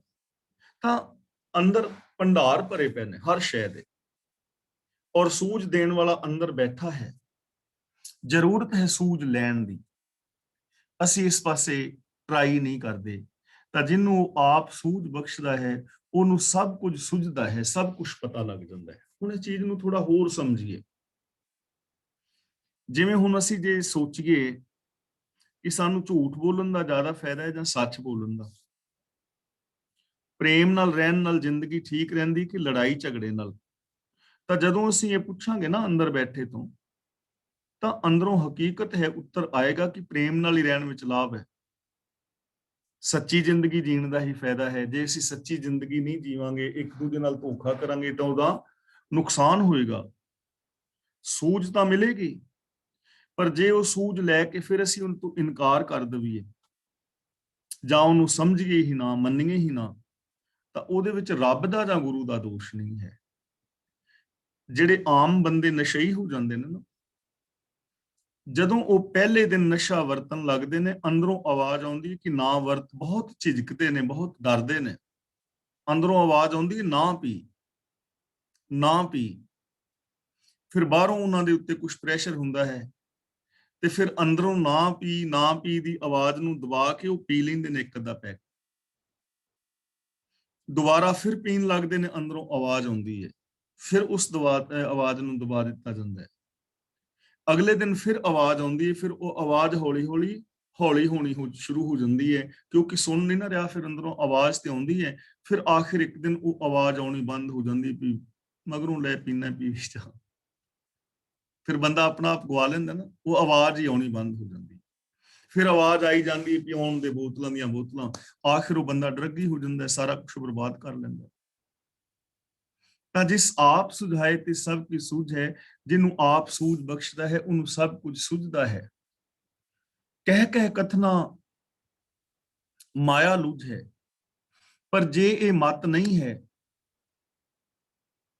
ਇਸ ਮਤ ਨੂੰ, ਇਸ ਸੂਝ ਨੂੰ ਅਪਣਾਉਂਦਾ ਨਹੀਂ, ਜਿਵੇਂ ਤਿੰਨ ਕੋ ਕਿਆ ਉਪਦੇਸ਼ੀਏ ਜਿਨ ਗੁਰ ਨਾਨਕ ਦਿਓ, ਜਿਨ੍ਹਾਂ ਦੇ ਸਿਰ ਦੇ ਉੱਤੇ ਰਾਖਾ ਗੁਰੂ ਹੈ, ਜਿਨ੍ਹਾਂ ਨੂੰ ਗੁਰੂ ਨੇ ਸੂਝ ਦਿੱਤੀ, ਜਿਨ੍ਹਾਂ ਨੂੰ ਗੁਰੂ ਨੇ, ਉਹਨਾਂ ਨੇ ਉਸ ਗੱਲ ਨੂੰ ਅਪਣਾ ਲਿਆ, ਉਹਨਾਂ ਦਾ ਜੀਵਨ ਸਫਲਾ ਹੋ ਗਿਆ। ਪਰ ਜੇਕਰ ਇਸ ਚੀਜ਼ ਨੂੰ ਨਾ ਮੰਨੇ ਤੇ ਨਿਰਾ ਕਹੀ ਜਾਏ, ਅਮਲ ਨਾ ਕਰੇ, ਗੱਲਾਂ ਕਰੀ ਜਾਏ, ਹੁਕਮ ਰਜ਼ਾ ਮੁਤਾਬਕ ਨਾ ਚੱਲੇ, ਗੁਰੂ ਦੇ ਦੱਸੇ ਰਾਹ ਤੇ ਨਾ ਤੁਰੇ, ਤਾਂ ਐਸਾ ਇਨਸਾਨ ਕਥਨੀ ਕਰੀ ਜਾਂਦਾ ਹੈ, ਕਥਨੀ ਕਰੀ ਜਾਂਦਾ ਹੈ, ਆਖੀ ਜਾਂਦਾ ਹੈ, ਆਖੀ ਜਾਂਦਾ ਹੈ, ਮਾਇਆ ਲੂਝੇ। ਲੇਕਿਨ ਮਾਇਆ ਦੇ ਵਿੱਚ ਹੀ ਲੂਝੇ ਦਾ ਮਤਲਬ ਲੁਝਦਾ ਹੈ, ਸੜਦਾ ਹੈ, ਦੁਖੀ ਰਹਿੰਦਾ ਹੈ, ਮਾਇਆ ਦੇ ਵਿੱਚ ਹੀ ਦੁਖੀ ਰਹਿੰਦਾ ਹੈ। ਤੇ ਮਾਇਆ ਨੂੰ ਤੁਸੀਂ ਚੰਗੀ ਤਰ੍ਹਾਂ ਸਮਝਦੇ ਹੋ, ਕਿਉਂਕਿ ਬਹੁਤ ਵਾਰੀ ਇਹ ਚੀਜ਼ ਰਿਪੀਟ ਕੀਤੀ ਜਾ ਚੁੱਕੀ ਹੈ। ਮਾਇਆ ਦਾ ਮਤਲਬ ਪੈਸਾ ਔਰ ਔਰਤ ਨਹੀਂ, ਮਾਇਆ ਦਾ ਮਤਲਬ ਸਾਡੀ ਸੋਚ ਜੋ ਸਾਨੂੰ ਰੱਬ ਨਾਲੋਂ ਤੋੜਦੀ ਹੈ, ਸਾਡੀ ਸੋਚ ਜੋ ਸਾਨੂੰ ਸੈਲਫਿਸ਼ ਬਣਾਉਂਦੀ ਹੈ, ਸਾਡੀ ਸੋਚ ਜੋ ਸਾਡੇ ਅੰਦਰ ਮੇਰ ਤੇਰ ਦੇ ਵਿਤਕਰੇ ਪੈਦਾ ਕਰਦੀ ਹੈ। ਇਸ ਸੋਚ ਦੇ ਅੰਦਰ ਹੀ ਉਹ ਬੰਦਾ ਸੜਦਾ ਰਹਿੰਦਾ ਹੈ, ਜਿਹੜਾ ਕਹੀ ਜਾਂਦਾ ਹੈ ਪਰ ਅਮਲ ਨਹੀਂ ਕਰਦਾ। ਇਸ ਲਈ ਜੇ ਕੋਈ ਵੀ ਦੁਨੀਆ ਦਾ ਇਨਸਾਨ ਚਾਹੁੰਦਾ ਹੈ ਕਿ ਉਹ ਵਿਕਾਰਾਂ ਦੇ ਵਿੱਚ ਨਾ ਸੜੇ, ਉਹਨੂੰ ਇਸ ਸੋਚ ਤੋਂ ਬਾਹਰ ਆਉਣਾ ਚਾਹੀਦਾ ਹੈ, ਉਹਨੂੰ ਗੁਰੂ ਦੇ ਗਿਆਨ ਮੁਤਾਬਕ ਜੀਵਨ ਬਿਤਾਉਣਾ ਚਾਹੀਦਾ ਹੈ, ਉਹਨੂੰ ਆਪਣੇ ਅੰਦਰੋਂ ਸੈਲਫ ਐਨਾਲਿਸਿਸ ਆਪਣਾ ਕਰਨਾ ਚਾਹੀਦਾ ਹੈ, ਔਰ ਸੱਚ ਦੇ ਨਾਲ ਜੁੜ ਜਾਣਾ ਚਾਹੀਦਾ ਹੈ। ਜੋ ਵੀ ਰੱਬੀ ਰਜ਼ਾ ਭਾਣੇ ਨੂੰ ਸਮਝੇਗਾ, ਉਹਨੂੰ ਸਾਰੀ ਸੂਝ ਮਿਲ ਜਾਏਗੀ ਸੰਸਾਰ ਭਰ ਦੀ, ਜੀਵਨ ਦੀ। ਔਰ ਕਿਹੜੀ ਸੂਝ ਮਿਲੇਗੀ? ਹੁਕਮੀ ਸਗਲ ਕਰੇ ਆਕਾਰ, ਸਾਰੇ ਜੀ ਜੰਤ ਪ੍ਰਭੂ ਦੇ ਹੁਕਮ ਵਿੱਚ ਪੈਦਾ ਹੋ ਰਹੇ ਨੇ। ਆਕਾਰ ਦਾ ਮਤਲਬ ਸਰੂਪ। ਜਿੰਨੇ ਵੀ ਜੀਵ ਜੰਤ ਨੇ ਜਾਂ ਜਿੰਨੇ ਵੀ ਆਕਾਰ ਨੇ, ਜੋ ਕੁਛ ਵੀ ਹੋਂਦ ਵਿੱਚ ਆ ਰਿਹਾ ਹੈ, ਚਾਹੇ ਉਹ ਜੀਵ ਜੰਤ ਨੇ, ਵਨਸਪਤੀ ਹੈ, ਪਸ਼ੂ ਪੰਛੀ ਨੇ, ਮਨੁੱਖ ਮਾਤਰ ਨੇ, ਧਰਤੀ ਚੰਦਰਮਾ ਆਕਾਸ਼ ਖੰਡ ਮੰਡਲ ਬ੍ਰਹਿਮੰਡ ਨੇ, ਜੋ ਵੀ ਆਕਾਰ ਹੈ, ਜੋ ਵੀ ਦਿਸਦਾ ਅਣਦਿਸਦਾ ਜਗਤ ਹੈ, ਉਹ ਹੁਕਮ ਦੇ ਅੰਦਰ ਹੋ ਰਿਹਾ ਹੈ, ਸਿਸਟਮ ਦੇ ਅੰਦਰ ਪੈਦਾ ਹੋ ਰਿਹਾ ਹੈ, ਨੇਮਾਂ ਔਰ ਨਿਯਮਾਵਲੀ ਦੇ ਅੰਦਰ ਪੈਦਾ ਹੋ ਰਿਹਾ ਹੈ। ਉਹਨੂੰ ਇਹ ਸਾਰੀ ਸੂਝ ਆ ਜਾਂਦੀ ਹੈ, ਜਿਹੜਾ ਗੁਰੂ ਦਰਸਾਏ ਮਾਰਗ ਤੇ ਚੱਲਣ ਦਾ ਯਤਨ ਕਰਦਾ ਹੈ, ਜੋ ਆਪਣੀ ਮੱਤ ਨੂੰ ਛੱਡ ਕੇ, ਹੋਰਨਾਂ ਦੀ ਗਾਈਡੈਂਸ ਨੂੰ ਛੱਡ ਕੇ ਰੱਬੀ ਹੁਕਮ ਨੂੰ ਸਮਝਣ ਦਾ ਯਤਨ ਕਰਦਾ ਹੈ, ਗੁਰਮਤ ਆਸ਼ੇ ਅਨੁਸਾਰ ਜ਼ਿੰਦਗੀ ਜੀਂਦਾ ਹੈ, ਕਾਮਨ ਸੈਂਸ ਦੇ ਨਾਲ ਸੋਚਦਾ ਹੈ, ਤਾਂ ਉਹਨੂੰ ਇਹ ਸਮਝ ਆ ਜਾਂਦੀ ਹੈ ਕਿ ਹੁਕਮ ਦੇ ਅੰਦਰ ਸਾਰੇ ਆਕਾਰ ਜੋ ਵੀ ਕੁਝ ਪੈਦਾ ਹੋ ਰਿਹਾ ਹੈ, ਹੁਕਮ ਸਿਸਟਮ ਦੇ ਅੰਦਰ, ਹੁਕਮ ਤੋਂ ਬਾਹਰ ਕੁਝ ਨਹੀਂ ਹੋ ਸਕਦਾ। ਇਹ ਚੀਜ਼ਾਂ ਜਪਜੀ ਸਾਹਿਬ ਜੀ ਦੇ ਵਿੱਚ ਬੜੀ ਵਿਸਥਾਰ ਦੇ ਨਾਲ ਸਾਨੂੰ ਸਮਝਾ ਦਿੱਤੀਆਂ ਗਈਆਂ ਨੇ। ਹੁਕਮੀ ਹੋਵਨ ਜੀ, ਹੁਕਮ ਮਿਲੇ ਵਡਿਆਈ। ਤਾਂ ਹੁਕਮ ਦੇ ਅੰਦਰ ਸਾਰੇ ਆਕਾਰ ਨੇ, ਹੁਕਮ ਦੇ ਅੰਦਰ ਸਾਰੇ ਜੀਵ ਜੰਤ ਨੇ, ਹੁਕਮ ਤੋਂ ਬਾਹਰ ਕੁਝ ਨਹੀਂ, ਸਿਸਟਮ ਤੋਂ ਬਾਹਰ ਕੁਝ ਨਹੀਂ। ਜਦੋਂ ਅਸੀਂ ਇਸ ਚੀਜ਼ ਨੂੰ ਸਮਝ ਕੇ ਮੰਨਾਂਗੇ ਨਾ, ਤਾਂ ਫਿਰ ਜਿਹੜੀਆਂ ਵਾਰਿਸ ਰਾਫ ਦੀਆਂ ਕਹਾਣੀਆਂ ਸਾਡੇ ਅੰਦਰ ਭਰੀਆਂ ਗਈਆਂ ਨੇ, ਉਹ ਨਿਕਲ ਜਾਣਗੀਆਂ ਕਿ ਕਿਸੇ ਬਾਬੇ ਦੇ ਵਰ ਦੇ ਨਾਲ ਬੱਚੇ ਹੋ ਜਾਂਦੇ ਨੇ, ਜਾਂ ਵਰ ਦੇ ਨਾਲ ਲੰਗਰ ਨਹੀਂ ਮੁੱਕਦਾ। ਉਹ ਸਾਰੇ ਵਹਿਮ ਸਾਡੇ ਨਿਕਲ ਜਾਣਗੇ, ਕਿਉਂਕਿ ਸਿਸਟਮ ਤੋਂ ਬਾਹਰ ਕੁਝ ਨਹੀਂ ਹੈ। ਆਪੇ ਜਾਣੈ ਸਰਬ ਵਿਚਾਰ, ਸਭ ਜੀਵਾਂ ਬਾਰੇ ਵਿਚਾਰਾਂ ਆਪ ਜਾਣਦਾ ਹੈ। ਕੋਈ ਸਾਡੀ ਵਿਚਾਰ ਐਸੀ ਨਹੀਂ ਕਿ ਜਿਹਨੂੰ ਰੱਬ ਨਾ ਜਾਣਦਾ ਹੋਵੇ। ਹੁਣ ਇਹਦਾ ਮਤਲਬ ਇਹ ਨਹੀਂ ਕਿ ਉੱਤੇ ਬੈਠਾ ਰੱਬ ਜਾਣ ਰਿਹਾ ਹੈ ਕੋਈ ਵੱਖਰਾ, ਸਾਡੇ ਅੰਦਰ ਹੀ ਬੈਠਾ ਹੋਇਆ ਹੈ, ਮੇਰੇ ਅੰਦਰ ਬੈਠਾ ਹੈ, ਤੁਹਾਡੇ ਅੰਦਰ ਬੈਠਾ ਹੈ, ਤੇ ਮੇਰੀਆਂ ਸਾਰੀਆਂ ਵਿਚਾਰਾਂ ਨੂੰ ਮੇਰਾ ਅੰਦਰਲਾ ਜਾਣ ਰਿਹਾ ਹੈ। ਤੁਹਾਡੀਆਂ ਜੋ ਵਿਚਾਰਾਂ ਨੇ, ਤੁਹਾਡਾ ਅੰਦਰਲਾ ਜਾਣ ਰਿਹਾ ਹੈ ਕਿ ਤੁਹਾਡੇ ਅੰਦਰ ਕੀ ਵਿਚਾਰ ਚੱਲ ਰਹੀ ਹੈ। ਤੁਹਾਡੇ ਤੋਂ ਤਾਂ ਨਹੀਂ ਨਾ ਛਿਪੀ ਹੋਈ ਕਿ ਤੁਹਾਡੇ ਅੰਦਰ ਇਸ ਵਕਤ ਪ੍ਰੇਮ ਹੈ, ਈਰਖਾ ਹੈ, ਹੰਕਾਰ ਹੈ, ਨਿਮਰਤਾ ਹੈ। ਇਹਨੂੰ ਤੁਸੀਂ ਸਾਰੇ ਚੰਗੀ ਤਰ੍ਹਾਂ ਜਾਣਦੇ ਹੋ। ਮੇਰੇ ਅੰਦਰ ਜੋ ਭਾਵਨਾਵਾਂ ਇਸ ਵਕਤ ਚੱਲ ਰਹੀਆਂ ਨੇ, ਮੈਂ ਤਾਂ ਉਹਨਾਂ ਨੂੰ ਜਾਣ ਰਿਹਾ ਨਾ, ਤੁਸੀਂ ਬੇਸ਼ੱਕ ਨਾ ਜਾਣੋ। ਤਾਂ ਹਰ ਇੱਕ ਦੇ ਅੰਦਰ ਬੈਠਾ ਪ੍ਰਭੂ, ਜੋ ਸਾਡਾ ਆਪਣਾ ਆਪਾ ਹੈ, ਉਹ ਹਰ ਵਿਚਾਰ ਨੂੰ ਜਾਣ ਰਿਹਾ ਹੈ। ਤੇ ਜੇ ਅਸੀਂ ਇਸ ਚੀਜ਼ ਨੂੰ ਸਮਝੀਏ ਨਾ ਥੋੜਾ ਜਿਹਾ ਡੀਪਲੀ, ਜਾਂ ਇਹਨੂੰ ਆਪਣੀ ਜ਼ਿੰਦਗੀ ਦੇ ਅੰਦਰ ਅਪਣਾ ਕੇ ਦੇਖੀਏ, ਤਾਂ ਸਾਨੂੰ ਆਪਣੇ ਦੁੱਖਾਂ ਸੁੱਖਾਂ ਦੇ ਕਾਰਨਾਂ ਦਾ ਪਤਾ ਲੱਗ ਜਾਏਗਾ। ਜਿਵੇਂ ਅਸੀਂ ਦੂਜਿਆਂ ਬਾਰੇ ਜੱਜ ਬਣਦੇ ਆ ਨਾ ਕਿ ਫਲਾਂ ਬੰਦੇ ਦੀ ਜ਼ਿੰਦਗੀ ਵਿੱਚ ਦੁੱਖ ਤਾਂ ਆਇਆ, ਉਹਨੇ ਇਹ ਕੰਮ ਕੀਤਾ ਹੈ, ਉਹਨੂੰ ਇਹ ਨਹੀਂ ਸੀ ਕਰਨਾ ਚਾਹੀਦਾ, ਇੰਜ ਕਰਨਾ ਚਾਹੀਦਾ ਸੀ, ਐਦਾਂ ਹੋਣਾ ਚਾਹੀਦਾ ਸੀ, ਉਹ ਹੋਣਾ ਚਾਹੀਦਾ ਸੀ, ਕਹਿੰਦੇ ਆ ਨਾ ਅਸੀਂ। ਇਹਦਾ ਮਤਲਬ ਇਹ ਨਹੀਂ ਕਿ ਸਾਨੂੰ ਨਹੀਂ ਕਹਿਣਾ ਚਾਹੀਦਾ। ਜੇ ਕਿਸੇ ਨੂੰ ਸਲਾਹ ਦੇਣੀ ਹੈ ਤਾਂ ਕਹਿਣਾ ਚਾਹੀਦਾ ਹੈ, ਲੇਕਿਨ ਦੂਜਿਆਂ ਵਾਸਤੇ ਨਾ ਸਾਰਾ ਕੁਝ ਹੋਏ, ਆਪਣੇ ਵਾਸਤੇ ਵੀ ਜੇ ਅਸੀਂ ਵਿਚਾਰ ਕਰੀਏ ਕਿ ਮੈਨੂੰ ਕੀ ਨਹੀਂ ਸੀ ਬੋਲਣਾ ਚਾਹੀਦਾ ਔਰ ਮੈਨੂੰ ਕੀ ਬੋਲਣਾ ਚਾਹੀਦਾ ਸੀ, ਮੈਨੂੰ ਕੀ ਨਹੀਂ ਸੀ ਸੋਚਣਾ ਚਾਹੀਦਾ ਔਰ ਕੀ ਸੋਚਣਾ ਚਾਹੀਦਾ, ਮੇਰੀ ਜ਼ਿੰਦਗੀ ਵਿੱਚ ਕਿਹੜੀਆਂ ਗਲਤੀਆਂ ਨੇ, ਕਿਹੜੇ ਔਗਣ ਨੇ ਔਰ ਕਿਹੜੇ ਗੁਣ ਹੋਣੇ ਚਾਹੀਦੇ ਨੇ, ਕਿਹੜੇ ਮੇਰੇ ਵਿੱਚ ਨਹੀਂ ਹੋਣੇ ਚਾਹੀਦੇ, ਕਿੱਥੇ ਮੈਂ ਗਲਤ ਹਾਂ, ਮੇਰੀ ਜ਼ਿੰਦਗੀ ਦਾ ਗੋਲ ਕੀ ਹੈ। ਜਦੋਂ ਅਸੀਂ ਇਹਨਾਂ ਵਿਚਾਰਾਂ ਨੂੰ ਵੇਖਾਂਗੇ ਨਾ, ਆਪਣੇ ਵਿਚਾਰਾਂ ਨੂੰ, ਕਿ ਮੇਰੇ ਅੰਦਰ ਕੀ ਵਿਚਾਰ ਚੱਲ ਰਹੇ ਨੇ, ਕੀ ਬਦਲਾਵ ਦੀ ਲੋੜ ਹੈ, ਫਿਰ ਸਾਡੇ ਜੀਵਨ ਦੇ ਅੰਦਰ ਵਿਕਾਸ ਹੋਏਗਾ, ਫਿਰ ਸਾਡੇ ਜੀਵਨ ਵਿੱਚ ਵਿਕਾਸਤਾ ਦੀ ਸੰਭਾਵਨਾ ਹੋਏਗੀ। ਫਿਰ ਅਸੀਂ ਨੈਗੇਟਿਵ ਤੋਂ ਪੋਜ਼ਿਟਿਵ ਹੋਣ ਦੇ ਰਾਹ ਤੇ ਤੁਰਾਂਗੇ। ਫਿਰ ਅਸੀਂ ਢਹਿੰਦੀ ਕਲਾ ਤੋਂ ਚੜ੍ਹਦੀ ਕਲਾ ਵਿੱਚ ਜਾਵਾਂਗੇ। ਫਿਰ ਅਸੀਂ ਪਤਿਤ ਤੋਂ ਪਾਵਨ ਹੋਵਾਂਗੇ, ਨੀਵਿਆਂ ਤੋਂ ਉੱਚੇ ਹੋਵਾਂਗੇ, ਔਰ ਅਸੀਂ ਉਸ ਰੱਬ ਦਾ ਰੂਪ ਹੋ ਜਾਵਾਂਗੇ। ਜੇ ਅਸੀਂ ਇਸ ਚੀਜ਼ ਨੂੰ ਸਮਝ ਲਈਏ ਕਿ ਹਰ ਇੱਕ ਦੇ ਅੰਦਰ ਬੈਠਾ ਹੋਇਆ ਉਹ ਹਰ ਵਿਚਾਰ ਨੂੰ ਜਾਣਦਾ ਹੈ, ਕੋਈ ਵੀ ਵਿਚਾਰ ਜਿਹੜੀ ਹੈ ਛਿਪੀ ਹੋਈ ਨਹੀਂ ਹੈ। ਅੱਖਰ ਨਾਨਕ ਅਖਿਓ ਆਪ, ਇਸ ਪੰਕਤੀ ਦੇ ਵਿਦਵਾਨਾਂ ਨੇ ਦੋ ਤਰ੍ਹਾਂ ਅਰਥ ਕੀਤੇ ਨੇ। ਅੱਖਰ ਦਾ ਅਰਥ ਅੱਖਰ ਹੀ ਕੀਤਾ ਹੈ, ਤੇ ਅਖਿਓ ਦਾ ਅਰਥ ਕੀਤਾ ਹੈ ਆਖਿਆ, ਤੇ ਇਸ ਦਾ ਅਰਥ ਕੀਤਾ ਹੈ ਕਿ ਵਾਹਿਗੁਰੂ ਨੇ ਇਹ ਅੱਖਰ ਆਪ ਆਖਿਆ ਹੈ। ਲੇਕਿਨ ਭਾਈ ਸਾਹਿਬ ਸਿੰਘ ਜੀ ਜੋ ਅਰਥ ਕਰ ਰਹੇ ਨੇ ਉਹ ਜ਼ਿਆਦਾ ਬੈਟਰ ਹੈ। ਅਖਰ ਦਾ ਮਤਲਬ ਹੁੰਦਾ ਹੈ ਜਿਹੜਾ ਖਰੇ ਨਾ, ਖਤਮ ਨਾ ਹੋਵੇ। ਅਖਰ, ਅੱਖਰ ਨਹੀਂ, ਅਖਰ। ਖਰ ਦਾ ਮਤਲਬ ਖਰ ਜਾਣ ਵਾਲਾ, ਖਤਮ ਹੋ ਜਾਣ ਵਾਲਾ, ਤੇ ਅਖਰ ਦਾ ਮਤਲਬ ਜੋ ਅਬਿਨਾਸ਼ੀ ਹੈ, ਤੇ ਅਖਿਓ ਦਾ ਮਤਲਬ ਵੀ ਅਬਿਨਾਸ਼ੀ ਹੈ। ਅੱਖਰ ਅਖਿਓ ਆਪ, ਯਾਨੀ ਉਹ ਆਪ ਅਬਿਨਾਸ਼ੀ ਹੀ ਅਬਿਨਾਸ਼ੀ ਹੈ। ਤਾਂ ਇਸ ਦਾ ਅਰਥ ਜਿਹੜਾ ਹੈ ਜੋ ਭਾਈ ਸਾਹਿਬ ਸਿੰਘ ਜੀ ਕਰ ਰਹੇ ਨੇ, ਮੈਂ ਉਹ ਆਪ ਦੇ ਸਾਹਮਣੇ ਰੱਖਾਂ ਕਿ हे ਨਾਨਕ, ਜਿਸ ਮਨੁੱਖ ਨੂੰ ਉਸ ਅਬਿਨਾਸ਼ੀ ਤੇ ਅਖੇ ਪ੍ਰਭੂ ਪਾਸੋਂ ਸੂਝ-ਬੂਝ ਦੀ ਦਾਤ ਮਿਲੀ ਹੈ। ਅੱਖਰ ਦਾ ਮਤਲਬ ਅਬਿਨਾਸ਼ੀ, ਅਖੈ ਨਾਸ਼ ਨਾ ਹੋਣ ਵਾਲਾ, ਜਿਹਨੂੰ ਉਸ ਤੋਂ ਸੂਝ-ਬੂਝ ਮਿਲੀ, ਜੋ ਉਸ ਪ੍ਰਭੂ ਦੇ ਹੁਕਮ ਰਜ਼ਾ ਵਿੱਚ ਚੱਲਿਆ, ਉਹਦਾ ਰਿਜ਼ਲਟ ਕੀ ਨਿਕਲਿਆ? ਲਹਿ ਭਰਾਂਤ ਹੋਵੇ ਜਿਸ ਦਾਤ, ਇਹਨੂੰ ਭਰਾਤ ਨਹੀਂ ਪੜਨਾ। ਭਰਾਤ ਦੇ ਮੀਨਿੰਗ ਬਣ ਜਾਣਗੇ, ਇੱਕ ਤੇ ਭਰਾਤਾ ਭਰਾ, ਦੂਜਾ ਭਰਨਾ। ਇੱਥੇ ਪ੍ਰਾਂਤ, ਭ੍ਰਾਂਤੀ, ਭਰਮ, ਇਸ ਦਾ ਉਚਾਰਨ ਹੋਏਗਾ ਲਹਿ ਪ੍ਰਾਂਤ।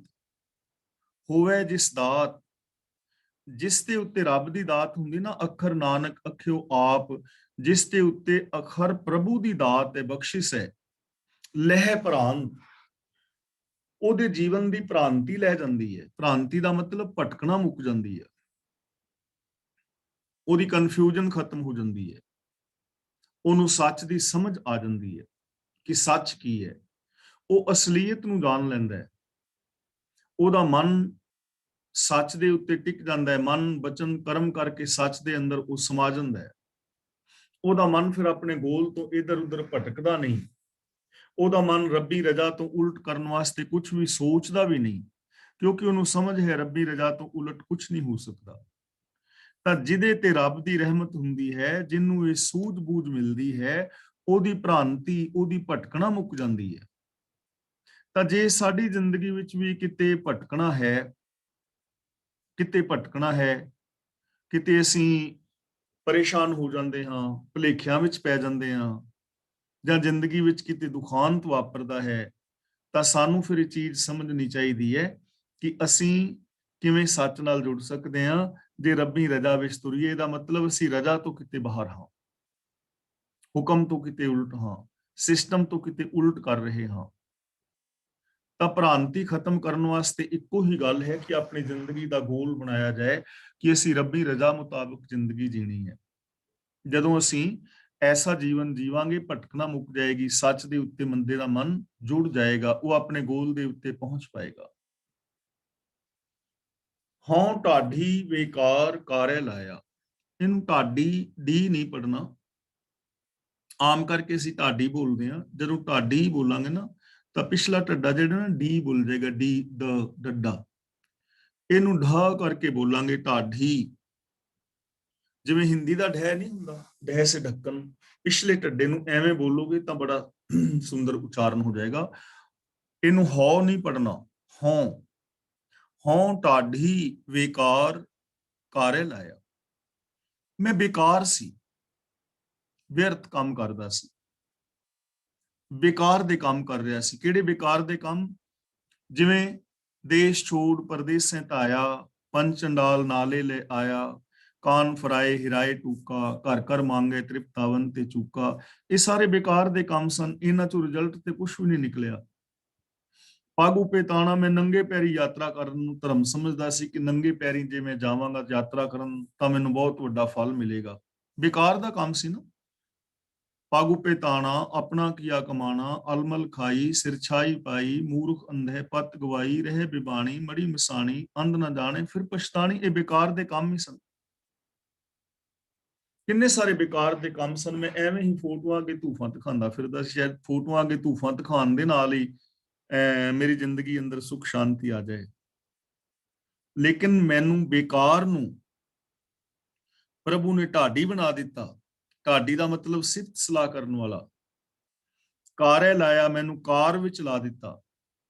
ਮੈਂ ਵਿਹਲਾ ਸਾਂ, ਮੈਨੂੰ ਢਾਡੀ ਬਣਾ ਕੇ ਪ੍ਰਭੂ ਨੇ ਅਸਲ ਕੰਮ ਵਿੱਚ ਲਾਤਾ। ਤੇ ਉਹ ਅਸਲ ਕੰਮ ਕਿਹੜਾ ਹੈ? ਸਿਫਤ ਸਲਾਹ ਕਰਨਾ, ਗੁਣ ਗਾਣਾ, ਗੁਣਾਂ ਦੀ ਧਾਰਨੀ ਹੋਣਾ, ਸੱਚ ਬੋਲਣਾ, ਸੱਚ ਸੁਣਨਾ, ਸੱਚ ਵੇਖਣਾ, ਸੱਚ ਕਮਾਣਾ, ਸੱਚ ਦਾ ਸੰਗ੍ਰਹਿਣ ਕਰਨਾ, ਦਇਆ, ਪ੍ਰੇਮ, ਨਿਰਭੈਤਾ, ਨਿਰਵੈਰਤਾ, ਇਨਸਾਨੀਅਤ ਵਾਲੀ ਜ਼ਿੰਦਗੀ ਜੀਣੀ। ਮੈਨੂੰ ਇਸ ਕੰਮ ਵਿੱਚ ਲਾਤਾ। ਮੈਂ ਬੇਕਾਰ ਦੇ ਕੰਮਾਂ ਵਿੱਚ ਲੱਗਾ ਹੋਇਆ ਸੀ ਨਾ। ਆਮ ਬੰਦਾ ਲੱਗਾ ਹੋਇਆ ਹੈ। ਈਰਖਾ, ਦਵੇਸ਼, ਵੈਰ, ਵਿਰੋਧ, ਇਹਨਾਂ ਚੀਜ਼ਾਂ ਦਾ ਕੀ ਲਾਭ ਹੈ? ਕੋਈ ਨੁਕਸਾਨ ਹੀ ਹੈ ਨਾ। ਬੇਕਾਰ ਦੇ ਕੰਮਾਂ ਵਿੱਚ ਬੰਦਾ ਲੱਗਾ ਹੋਇਆ ਹੈ। ਤੇ ਗੁਰੂ ਜੀ ਕਹਿੰਦੇ ਨੇ ਪ੍ਰਭੂ ਦੇ ਚਰਨਾਂ ਦੀ ਸ਼ਰਨ ਵਿੱਚ ਜਦੋਂ ਮੈਂ ਆਇਆ ਨਾ, ਜਦੋਂ ਮੈਂ ਗੁਰੂ ਦੇ ਸ਼ਰਨਾਂ ਵਿੱਚ ਆਇਆ, ਜਿਨ ਗੁਰੂ ਨਾਨਕ ਦੇਓ ਤਿਨ ਕੋ ਕਿਆ ਉਪਦੇਸ਼ੀਏ, ਜਿਨ ਗੁਰ ਨਾਨਕ ਦੇਓ।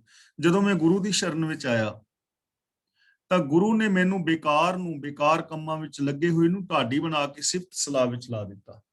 ਸੱਜਣ ਲੱਗਾ ਸੀ ਨਾ ਬੇਕਾਰ ਦੇ ਕੰਮਾਂ ਵਿੱਚ, ਲੋਕਾਂ ਨੂੰ ਲੁੱਟਣਾ, ਉਹਨੂੰ ਢਾਡੀ ਬਣਾ ਕੇ, ਸਿਫਤ ਸਲਾਹ ਕਰਨ ਵਾਲਾ ਬਣਾ ਕੇ ਰੱਬ ਦੀ ਸਿਫਤ ਸਲਾਹ ਵਿੱਚ ਲਾ ਦਿੱਤਾ। ਕੌਡੇ ਭੀਲ ਨੂੰ ਲਾ ਦਿੱਤਾ, ਭੂਮੀਏ ਨੂੰ ਲਗਾ ਦਿੱਤਾ। ਹਜ਼ਾਰਾਂ ਲੋਕ ਅੱਜ ਵੀ ਜੋ ਗੁਰੂ ਦੇ ਚਰਨਾਂ ਦੀ ਸ਼ਰਨ ਵਿੱਚ ਜਾਏਗਾ, ਅੱਜ ਵੀ ਗੁਰੂ ਉਹਨੂੰ ਬੇਕਾਰ ਕੰਮਾਂ ਦੇ ਵਿੱਚੋਂ ਉਹਦਾ ਖਿਹੜਾ ਛਡਾ ਕੇ ਸੱਚ ਦੇ ਨਾਲ ਜੋੜ ਦੇਣਗੇ। ਕਿ ਕਿਉਂ ਆਪਣਾ ਟਾਈਮ ਵਿਅਰਥ ਕਰ ਰਹੇ ਹੋ ਈਰਖਾ, ਦਵੇਸ਼, ਵੈਰ ਵਿਰੋਧ ਵਿੱਚ, ਆ ਕਰਮ ਕਾਂਡ ਕਰਨ ਵਿੱਚ, ਤੀਰਥਾਂ ਤੇ ਨਹਾਉਣ ਵਿੱਚ, ਸਮਾਧੀਆਂ ਲਾਉਣ ਵਿੱਚ ਕਿਉਂ ਟਾਈਮ ਬੇਕਾਰ ਕਰ ਰਹੇ ਹੋ? ਡਾਇਰੈਕਟ ਸੱਚ ਦੇ ਨਾਲ ਜੁੜੋ, ਸੱਚੀ ਸੁੱਚੀ ਜ਼ਿੰਦਗੀ ਜੀਵੋ। ਹੋਂ ਟਾਢੀ ਬੇਕਾਰ ਕਾਰੈ ਲਾਇਆ। ਇਹ ਕੰਮ ਕਿੰਨਾ ਚਿਰ ਕਰਨਾ ਹੈ? 10 ਮਿੰਟ, 15 ਮਿੰਟ। ਗੁਰੂ ਜੀ ਕਹਿੰਦੇ ਨੇ ਰਾਤ ਦਿਹੈ ਕੈ ਵਾਰ ਧੁਰੋਂ ਫਰਮਾਇਆ। ਵਾਰ ਦਾ ਮਤਲਬ ਸਿਫਤ ਸਲਾਹ ਦੀ ਬਾਣੀ। ਜਿਵੇਂ ਅਸੀਂ ਵਾਰ ਮਾਝ ਕੀ ਵਾਰ ਦੀ ਵਿਚਾਰ ਕਰ ਰਹੇ ਹਾਂ ਨਾ, ਜਿਵੇਂ ਪੌੜੀਆਂ ਵਾਰ, ਤਾਂ ਵਾਰ ਦਾ ਮਤਲਬ ਸਿਫਤ ਸਲਾਹ ਦੀ ਬਾਣੀ। ਰਾਤ ਦਿਹੈ ਕੈ ਵਾਰ, ਰਾਤ ਦਿਹੈ ਦਾ ਮਤਲਬ ਦਿਨੇ ਰਾਤ, ਧੁਰੋਂ ਫਰਮਾਇਆ ਦਾ ਮਤਲਬ ਧੁਰ ਤੋਂ। ਧੁਰ ਦਾ ਮਤਲਬ ਇਹ ਨਹੀਂ ਕਿ ਰੱਬ ਦੀ ਉੱਤੇ ਕੋਈ ਦਰਗਾਹ ਤੋਂ, ਧੁਰ ਦਾ ਮਤਲਬ ਸ਼ੁਰੂ ਤੋਂ। ਹੁਕਮ ਰਜਾਈ ਚੱਲਣਾ, ਨਾਨਕ ਲਿਖਿਆ ਨਾਲ। ਉੱਥੇ ਨਾ ਲਿਖਿਆ ਨਾਲ, ਵੀ ਜਦ ਤੋਂ ਇਹ ਕਾਇਨਾਤ ਬਣੀ ਹੈ, ਇੱਥੇ ਧੁਰ ਦਾ ਮਤਲਬ ਵੀ ਧੁਰ ਤੋਂ, ਸ਼ੁਰੂ ਤੋਂ, ਜਦੋਂ ਤੋਂ ਕਾਇਨਾਤ ਹੋਂਦ ਵਿੱਚ ਆਈ ਹੈ, ਉਦੋਂ ਤੋਂ ਹੀ ਇਹ ਨਿਯਮ ਹੈ ਕਿ ਰਾਤ ਦੀ ਹੈ ਕਿ ਵਾਰ, ਕਿ ਦਿਨ ਰਾਤ ਸਾਨੂੰ ਸਿਫਤ ਸਲਾਹ ਕਰਨੀ ਚਾਹੀਦੀ ਹੈ। ਯਾਨੀ ਜਿਹੜੀ ਅਸੀਂ ਜ਼ਿੰਦਗੀ ਜੀ ਰਹੇ ਹਾਂ, ਸੱਚ ਦੇ ਨਾਲ ਜੁੜ ਕੇ ਜੀਣੀ ਚਾਹੀਦੀ ਹੈ। ਦਇਆ, ਪ੍ਰੇਮ, ਮੁਹੱਬਤ ਵਾਲੇ ਕੰਮ ਕਰਨੇ ਚਾਹੀਦੇ ਨੇ। ਇੱਕ ਪਲ ਵੀ ਈਰਖਾ, ਦਵੇਸ਼, ਵੈਰ ਵਿਰੋਧ, ਚੋਰੀਆਂ ਜਾਂ ਬੇਈਮਾਨੀਆਂ, ਠੱਗੀਆਂ ਨਹੀਂ ਕਰਨੀਆਂ ਚਾਹੀਦੀਆਂ। ਨਸ਼ਿਆਂ ਵਗੈਰਾ ਵਿੱਚ ਨਹੀਂ ਖਚਤ ਹੋਣਾ ਚਾਹੀਦਾ। ਰਾਤ ਦੇਹ ਦਾ ਮਤਲਬ ਹਰ ਵਕਤ, ਦਿਨ ਰਾਤ, ਮੁਕੰਮਲ ਜ਼ਿੰਦਗੀ। ਵਾਰ ਦਾ ਮਤਲਬ ਸਿਫਤ ਸਲਾਹ ਕਰਨੀ ਚਾਹੀਦੀ ਹੈ ਕਿ ਲਗਾਤਾਰ, ਕੰਟੀਨਿਊ, ਦਿਨ ਰਾਤ, ਸਾਰੀ ਦੀ ਸਾਰੀ ਜ਼ਿੰਦਗੀ ਗੁਣਾਂ ਦੇ ਧਾਰਨੀ ਹੋ ਕੇ ਰਹਿਣਾ। ਤੇ ਜਿਹੜਾ ਫਿਰ ਗੁਣਾਂ ਦਾ ਧਾਰਨੀ ਹੋਏਗਾ, ਦੇਖੋ ਪਹਿਲੀ ਪੰਕਤੀ ਕਿ ਮੈਨੂੰ ਢਾਡੀ ਬਣਾ ਕੇ ਸਿਫਤ ਸਲਾਹ ਵਿੱਚ ਲਾ ਦਿੱਤਾ। ਦੂਜੀ ਗੱਲ ਇਹ ਸਮਝਾਈ ਕਿ ਸਾਰੀ ਜ਼ਿੰਦਗੀ ਸਿਫਤ ਸਲਾਹ ਦੇ ਵਿੱਚ ਜੀਣੀ ਹੈ। ਤੇ ਜਿਹੜਾ ਸਾਰੀ ਜ਼ਿੰਦਗੀ ਹਰ ਪਲ ਸਿਫਤ ਸਲਾਹ ਦੇ ਵਿੱਚ ਜੀਵੇਗਾ, ਉਹਦਾ ਰਿਜ਼ਲਟ ਕੀ ਨਿਕਲੇਗਾ? ਢਾਢੀ ਸੱਚੇ ਮਹਿਲ ਖਸਮ ਬੁਲਾਇਆ। ਖਸਮ ਦਾ ਮਤਲਬ ਖਸਮ ਨੇ। ਮੈਨੂੰ, ਢਾਡੀ ਨੂੰ, ਜਦੋਂ ਮੈਂ ਸਿਫਤ ਸਲਾਹ ਦੇ ਵਿੱਚ ਲੱਗਾ, ਤਾਂ ਖਸਮ ਨੇ ਆਪਣੇ ਸੱਚੇ ਮਹਿਲ ਵਿੱਚ ਬੁਲਾ ਲਿਆ, ਆਪਣੀ ਗੋਦ ਵਿੱਚ ਬੁਲਾ ਲਿਆ, ਆਪਣੀ ਹਜ਼ੂਰੀ ਵਿੱਚ ਬੁਲਾ ਲਿਆ। ਭਾਵ ਕਿ ਮੈਂ ਉਸ ਪ੍ਰਭੂ ਦੇ ਅੰਦਰ ਲੀਨ ਹੋ ਗਿਆ, ਮੈਨੂੰ ਪ੍ਰਭੂ ਦਾ ਦਰ ਪ੍ਰਾਪਤ ਹੋ ਗਿਆ। ਕੋਈ ਵੀ ਸ਼ਬਦ ਵਰਤ ਲਓ, ਕਿਉਂਕਿ ਸ਼ਬਦਾਵਲੀ ਹੈ ਨਾ, ਜੇ ਅਸੀਂ ਸ਼ਬਦਾਵਲੀ ਦੀ ਚੀਰ ਫਾੜ ਕਰਾਂਗੇ ਤਾਂ ਫਿਰ ਤਾਂ ਕੁਝ ਹੋਰ ਦਾ ਹੋਰ ਹੀ ਬਣੀ ਜਾਂਦਾ ਹੈ। ਇਹਦੇ ਪਿੱਛੇ ਜੋ ਭਾਵਨਾ ਹੈ, ਜੇ ਅਸੀਂ ਉਹਨੂੰ ਸਮਝੀਏ ਤਾਂ ਫਿਰ ਸਾਡੀ ਜਿਹੜੀ ਸਮੱਸਿਆ ਸੋਲਵ ਹੋ ਜਾਂਦੀ ਹੈ ਬੜੀ ਆਸਾਨੀ ਦੇ ਨਾਲ। ਹੋ ਸਕਦਾ ਹੈ ਮੇਰੀ ਵਰਡਿੰਗ ਦੇ ਵਿੱਚ ਕੋਈ ਪ੍ਰੋਬਲਮ ਹੋਵੇ, ਲੇਕਿਨ ਇਹਦੇ ਪਿੱਛੇ ਜੋ ਭਾਵਨਾ ਹੈ ਬਾਣੀ ਵਿੱਚ, ਜੋ ਮੈਂ ਬਿਆਨ ਕਰ ਰਿਹਾ, ਹੋ ਸਕਦਾ ਹੈ ਮੇਰੇ ਤੋਂ ਸਹੀ ਸ਼ਬਦਾਂ ਵਿੱਚ ਨਾ ਬਿਆਨ ਹੋ ਪਾ ਰਹੀ ਹੋਵੇ, ਪਰ ਉਹਨੂੰ ਤੁਸੀਂ ਅੰਡਰਸਟੈਂਡ ਆਪ ਕਰਨ ਦਾ ਯਤਨ ਕਰਨਾ ਹੈ। ਢਾਢੀ ਸੱਚੇ ਮਹਿਲ ਖਸਮ ਬੁਲਾਇਆ, ਕਿ ਗੁਰੂ ਸਾਹਿਬ ਜੀ ਕਹਿੰਦੇ ਨੇ ਕਿ ਮੈਂ ਬੇਕਾਰ ਸਾਂ, ਯਾਨੀ ਬੇਕਾਰ ਦੇ ਕੰਮ ਕਰਨ ਵਾਲਾ ਸਾਂ। ਰੱਬ ਨੇ ਮੈਨੂੰ ਢਾਡੀ ਬਣਾ ਕੇ, ਰਹਿਮਤ ਕਰਕੇ ਮੈਨੂੰ ਸਿਫਤ ਸਲਾਹ ਵਿੱਚ ਜੋੜ ਦਿੱਤਾ। ਜਦੋਂ ਸਿਫਤ ਸਲਾਹ ਵਿੱਚ ਜੁੜਿਆ ਤਾਂ ਰੱਬ ਨੇ ਆਪਣੇ ਮਹਿਲ ਵਿੱਚ ਬੁਲਾ ਲਿਆ। ਤਾਂ ਇਹਦਾ ਭਾਵ ਅਰਥ ਕੀ ਨਿਕਲੇਗਾ ਕਿ ਬੇਕਾਰ ਦੇ ਕੰਮ ਛੱਡ ਕੇ ਸ਼ੁਭ ਗੁਣ ਕਰਨੇ ਚਾਹੀਦੇ ਨੇ ਧਾਰਨ। ਜੋ ਸ਼ੁਭ ਗੁਣਾਂ ਦਾ ਧਾਰਨੀ ਹੋਏਗਾ, ਉਹ ਰੱਬੀ ਹਜ਼ੂਰੀ ਵਿੱਚ ਪਹੁੰਚ ਜਾਏਗਾ। ਢਾਢੀ ਸੱਚੇ ਮਹਿਲ ਖਸਮ ਬੁਲਾਇਆ, ਤੇ ਸੱਚੀ ਸਿਫਤ ਸਲਾਹ ਕੱਪੜਾ ਪਾਇਆ। ਕੱਪੜਾ ਦਾ ਮਤਲਬ ਸਿਰੋਪਾ। ਜਿਵੇਂ ਕਿਸੇ ਦੇ ਗਲੇ ਵਿੱਚ ਸਿਰੋਪਾ ਪਾਉਂਦੇ ਨੇ, ਤੇ ਸਿਰੋਪਾ ਉਹਦਾ ਮਤਲਬ ਗਲੇ ਵਿੱਚ ਕੱਪੜਾ ਹੀ ਨਹੀਂ ਪਾਣਾ ਹੁੰਦਾ। ਅਸੀਂ ਸਿਰਫ ਅੱਜ ਇੱਕ ਪਰਨੇ ਨੂੰ ਸਿਰੋਪਾ ਕਹਿਣ ਲੱਗ ਗਏ ਹਾਂ, ਔਰ ਜਿਹਨੂੰ ਮਰਜ਼ੀ ਦੇਈ ਜਾਈਦਾ, ਉਹ ਇੱਕ ਵੱਖਰਾ ਟੌਪਿਕ ਹੈ। ਲੇਕਿਨ ਸਿਰੋਪਾਓ ਦਾ ਮਤਲਬ ਹੁੰਦਾ ਹੈ ਸਿਰ ਤੋਂ ਲੈ ਕੇ ਪੈਰਾਂ ਤੱਕ ਦੀ ਪੁਸ਼ਾਕ, ਜੋ ਕਿਸੇ ਰਾਜੇ ਬਾਦਸ਼ਾਹ ਵੱਲੋਂ ਮਿਲਦੀ ਸੀ ਉਹਨੂੰ, ਜੋ ਕੋਈ ਬਹੁਤ ਚੰਗਾ, ਬਹਾਦਰੀ ਵਾਲਾ ਚੰਗਾ ਕੰਮ ਕਰਦਾ ਸੀ, ਜਾਂ ਕੋਈ ਬਹੁਤ ਚੰਗਾ ਨੇਕ ਕਰਮ ਕਰਦਾ ਸੀ, ਸਮਾਜ ਭਲਾਈ ਦਾ, ਬਹਾਦਰੀ ਦਾ ਕਰਮ ਕਰਨਾ, ਉਹਨੂੰ ਫਿਰ ਸਿਰੋਪਾਓ ਪੁਸ਼ਾਕ ਦਿੱਤੀ ਜਾਂਦੀ ਸੀ। ਗੁਰੂ ਸਾਹਿਬ ਉਹਨਾਂ ਸਿੱਖਾਂ ਨੂੰ ਸਿਰੋਪਾਓ ਦਿੰਦੇ ਸੀ। ਯਾਨੀ ਜਿਹੜਾ ਬੰਦਾ ਕੋਈ ਚੰਗਾ, ਨੇਕੀ ਦਾ, ਬਹਾਦਰੀ ਦਾ ਕੰਮ ਕਰਦਾ ਹੈ, ਉਹਨੂੰ ਸਿਰੋਪਾਓ ਦਿੱਤਾ ਜਾਂਦਾ ਹੈ, ਉਹਨੂੰ ਇਨਾਮ ਦਿੱਤਾ ਜਾਂਦਾ ਹੈ। ਤਾਂ ਰੱਬੀ ਦਰ ਤੋਂ ਮੈਨੂੰ ਕੱਪੜਾ ਕਿਹੜਾ ਮਿਲਿਆ, ਸਿਰੋਪਾ ਕਿਹੜਾ ਮਿਲਿਆ? ਸੱਚੀ ਸਿਫਤ ਸਲਾਹ। ਸਿਫਤ ਸਲਾਹ ਦਾ ਸਰੂਪਾ ਮੈਨੂੰ ਮਿਲ ਗਿਆ। ਯਾਨੀ ਸਿਫਤ ਸਲਾਹ ਜਿਹੜੀ ਸੀ ਉਹ ਮੇਰੇ ਅੰਦਰ ਪੱਕੇ ਤੌਰ ਤੇ ਬੈਠ ਗਈ। ਰੱਬ ਵੱਲੋਂ ਮੈਨੂੰ ਮਾਣ ਮਿਲਿਆ, ਆਦਰ ਮਿਲਿਆ, ਸਤਿਕਾਰ ਮਿਲਿਆ। ਤਾਂ ਇਹਦਾ ਅੰਤਰੀਵ ਭਾਵ ਇਹ ਹੋਏਗਾ ਕਿ ਜੋ ਇਨਸਾਨ ਸੱਚੀ ਜ਼ਿੰਦਗੀ ਜੀਵੇਗਾ ਉਸ ਇਨਸਾਨ ਨੂੰ ਮਾਣ, ਆਦਰ ਔਰ ਸਤਿਕਾਰ ਮਿਲੇਗਾ। ਗੁਰੂ ਜੀ ਦਾ ਪਾਵਨ ਬਚਨ ਹੈ, ਸੱਚੇ ਮਾਰਗ ਚੱਲਦਿਆਂ ਉਸਤਤ ਕਰੇ ਜਹਾਨ। ਜੋ ਸੱਚੇ ਰਾਹਾਂ ਤੇ ਚੱਲੇਗਾ ਸਾਰਾ ਸੰਸਾਰ ਉਹਦੀ ਸਿਫਤ ਕਰੇਗਾ, ਉਹਨੂੰ ਮਾਣ ਮਿਲੇਗਾ। ਤਾਂ ਮੈਨੂੰ ਪ੍ਰਭੂ ਦੇ ਦਰ ਤੋਂ ਇਹ ਸਿਫਤ ਸਲਾਹ ਦਾ ਸਰੂਪਾ ਮਿਲਿਆ। ਸੱਚਾ ਅੰਮ੍ਰਿਤ ਨਾਮ ਭੋਜਨ ਆਇਆ, ਮੇਰੇ ਵਾਸਤੇ ਭੋਜਨ ਆ ਗਿਆ, ਖੁਰਾਕ ਆ ਗਈ। ਜਿਵੇਂ ਕਿਸੇ ਦੇ ਦਰ ਤੇ ਜਾਈਏ ਤੇ ਖੁਰਾਕ ਮਿਲਦੀ ਨਾ ਖਾਣ ਵਾਸਤੇ, ਤੇ ਉਹ ਭੋਜਨ ਕਿਹੜਾ ਹੈ? ਸੱਚਾ ਅੰਮ੍ਰਿਤ ਨਾਮ। ਅੰਮ੍ਰਿਤ ਦਾ ਮਤਲਬ ਆਤਮਿਕ ਜੀਵਨ ਦੇਣ ਵਾਲਾ, ਨਾਮ ਦਾ ਮਤਲਬ ਹੁਕਮ। ਮੇਰੇ ਵਾਸਤੇ ਸੱਚਾ ਭੋਜਨ ਆ ਗਿਆ, ਮੈਨੂੰ ਸੱਚਾ ਭੋਜਨ ਮਿਲ ਗਿਆ ਜੋ ਆਤਮਿਕ ਜੀਵਨ ਦੇਣ ਵਾਲਾ ਹੈ, ਜੋ ਆਤਮਿਕ ਮੌਤ ਤੋਂ ਬਚਾਉਣ ਵਾਲਾ ਹੈ। ਜਿਸ ਭੋਜਨ ਨੂੰ ਖਾਣ ਦੇ ਨਾਲ ਕਦੇ ਆਤਮਿਕ ਮੌਤ ਨਹੀਂ ਆਉਂਦੀ, ਉਹ ਮੈਨੂੰ ਸਿਫਤ ਸਲਾਹ ਦਾ ਜਾਂ ਰੱਬੀ ਹੁਕਮ ਦਾ ਭੋਜਨ ਮੈਨੂੰ ਮਿਲ ਗਿਆ, ਮੇਰੀ ਖੁਰਾਕ ਬਣ ਗਿਆ। ਗੁਰਮਤੀ ਖਾਧਾ ਰੱਜ ਤਿੰਨ ਸੁਖ ਪਾਇਆ। ਜਿਸ ਨੇ ਗੁਰੂ ਦੀ ਮੱਤ ਦੇ ਧਾਰਨੀ ਹੋ ਕੇ ਇਸ ਭੋਜਨ ਨੂੰ ਰੱਜ ਕੇ ਖਾਧਾ, ਉਹਨੇ ਸੁਖ ਪਾ ਲਿਆ। ਹੁਣ ਭੋਜਨ ਦੇਖੋ, ਖਾਣ ਵਾਲੀਆਂ ਰੋਟੀਆਂ ਤੇ ਹੈ ਨਹੀਂ। ਭੋਜਨ ਖਾਣ ਦਾ ਮਤਲਬ ਉਹਦਾ ਰਸ ਮੰਨਣਾ, ਜਿਹੜੇ ਰੱਬੀ ਗੁਣ ਨੇ।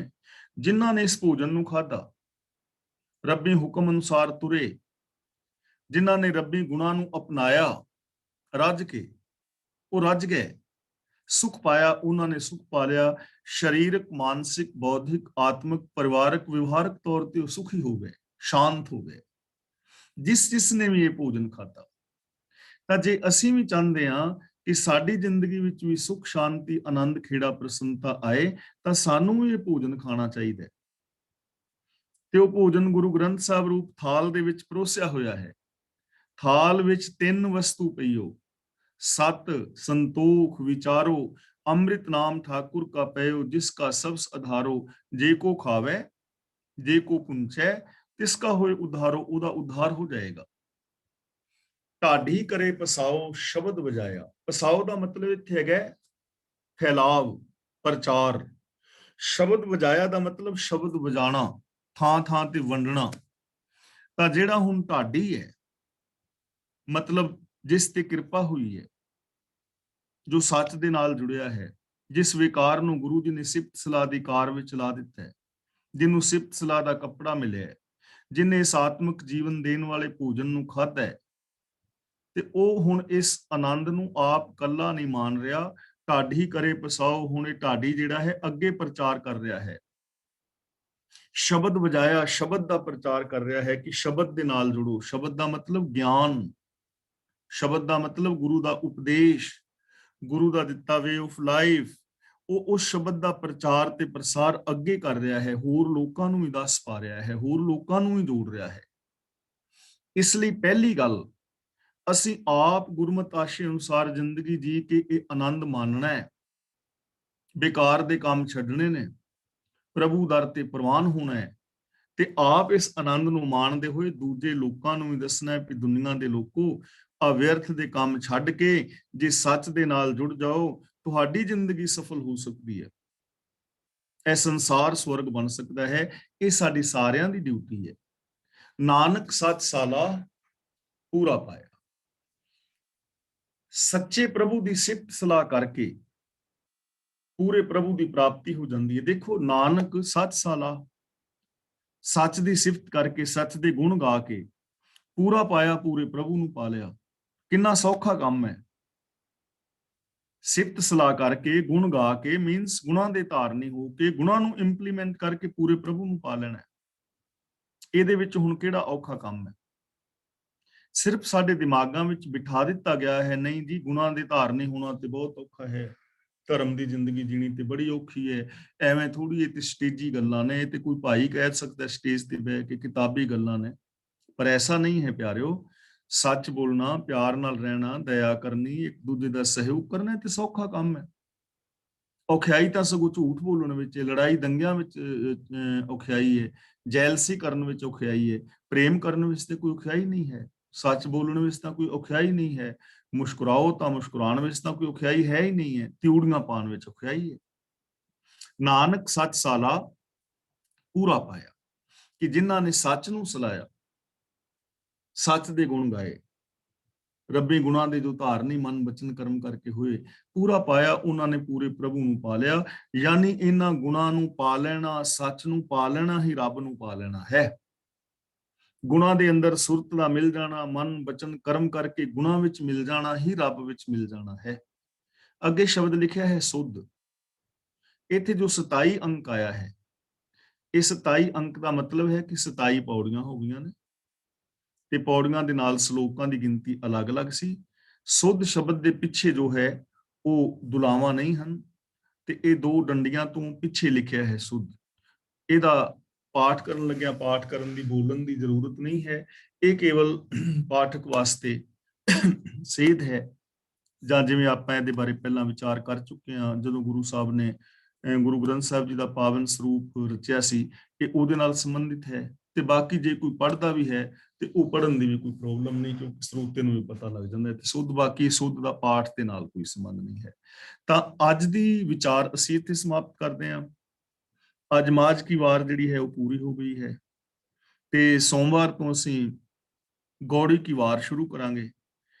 ਇਸ ਵਾਰ ਦੇ ਅੰਦਰ ਜੋ ਅਸੀਂ ਵਿਚਾਰੀ ਹੈ, ਇਹਦੇ ਵਿੱਚ ਆਪ ਨੂੰ ਕੀ ਨਵਾਂ ਮਿਲਿਆ। ਕਈ ਵਾਰ ਹੁੰਦਾ ਹੈ ਕਿ ਅਸੀਂ ਬਾਣੀ ਪੜ੍ਹਦੇ ਹਾਂ, ਸਾਨੂੰ ਉਸ ਅਰਥ ਦਾ ਨਹੀਂ ਪਤਾ ਹੁੰਦਾ, ਕੋਈ ਅਰਥ ਪਤਾ ਲੱਗ ਜਾਂਦਾ ਹੈ, ਜਾਂ ਕੋਈ ਨਵੀਂ ਚੀਜ਼ ਸਮਝ ਵਿੱਚ ਆਉਂਦੀ ਹੈ, ਤਾਂ ਤੁਹਾਡੇ ਆਪਣੇ ਕੀ ਵਿਊਜ਼ ਨੇ, ਆਪ ਵਿਊਜ਼ ਵੀ ਦੇ ਸਕਦੇ ਹੋ। ਔਰ ਅੱਜ ਦੀ ਇਸ ਵਿਚਾਰ ਵਿੱਚ ਜੇ ਕਿਸੇ ਵੀਰ ਭੈਣ ਦਾ ਕੋਈ ਸਵਾਲ ਹੈ ਤਾਂ ਉਹ ਆਪ ਸਵਾਲ ਵੀ ਕਰ ਸਕਦੇ ਹੋ। ਮੈਂ ਇੱਥੇ ਖਿਮਾ ਦਾ ਜਾਚਕ ਹਾਂ। ਅੱਗੇਲੀ ਕਾਰਵਾਈ ਵੀਰ ਤਰਲੋਚਨ ਸਿੰਘ ਜੀ ਕਰਨਗੇ। ਫੇਸਬੁੱਕ ਤੇ ਜੋ ਮੇਰੇ ਵੀਰ ਸਰਵਣ ਕਰ ਰਹੇ ਨੇ, ਉਹਨਾਂ ਸਾਰੇ ਵੀਰਾਂ ਭੈਣਾਂ ਦਾ ਮੈਂ ਤਹਿ ਦਿਲ ਤੋਂ ਧੰਨਵਾਦ ਕਰਦਾ ਹਾਂ। ਇਸੇ ਤਰ੍ਹਾਂ ਪਿਆਰ ਬਣਾਈ ਰੱਖਣਾ ਔਰ ਆਪਣੇ ਸੁਜੈਸ਼ਨ ਦਿੰਦੇ ਰਹਿਣਾ। ਵਾਹਿਗੁਰੂ ਜੀ ਕਾ ਖਾਲਸਾ, ਵਾਹਿਗੁਰੂ ਜੀ।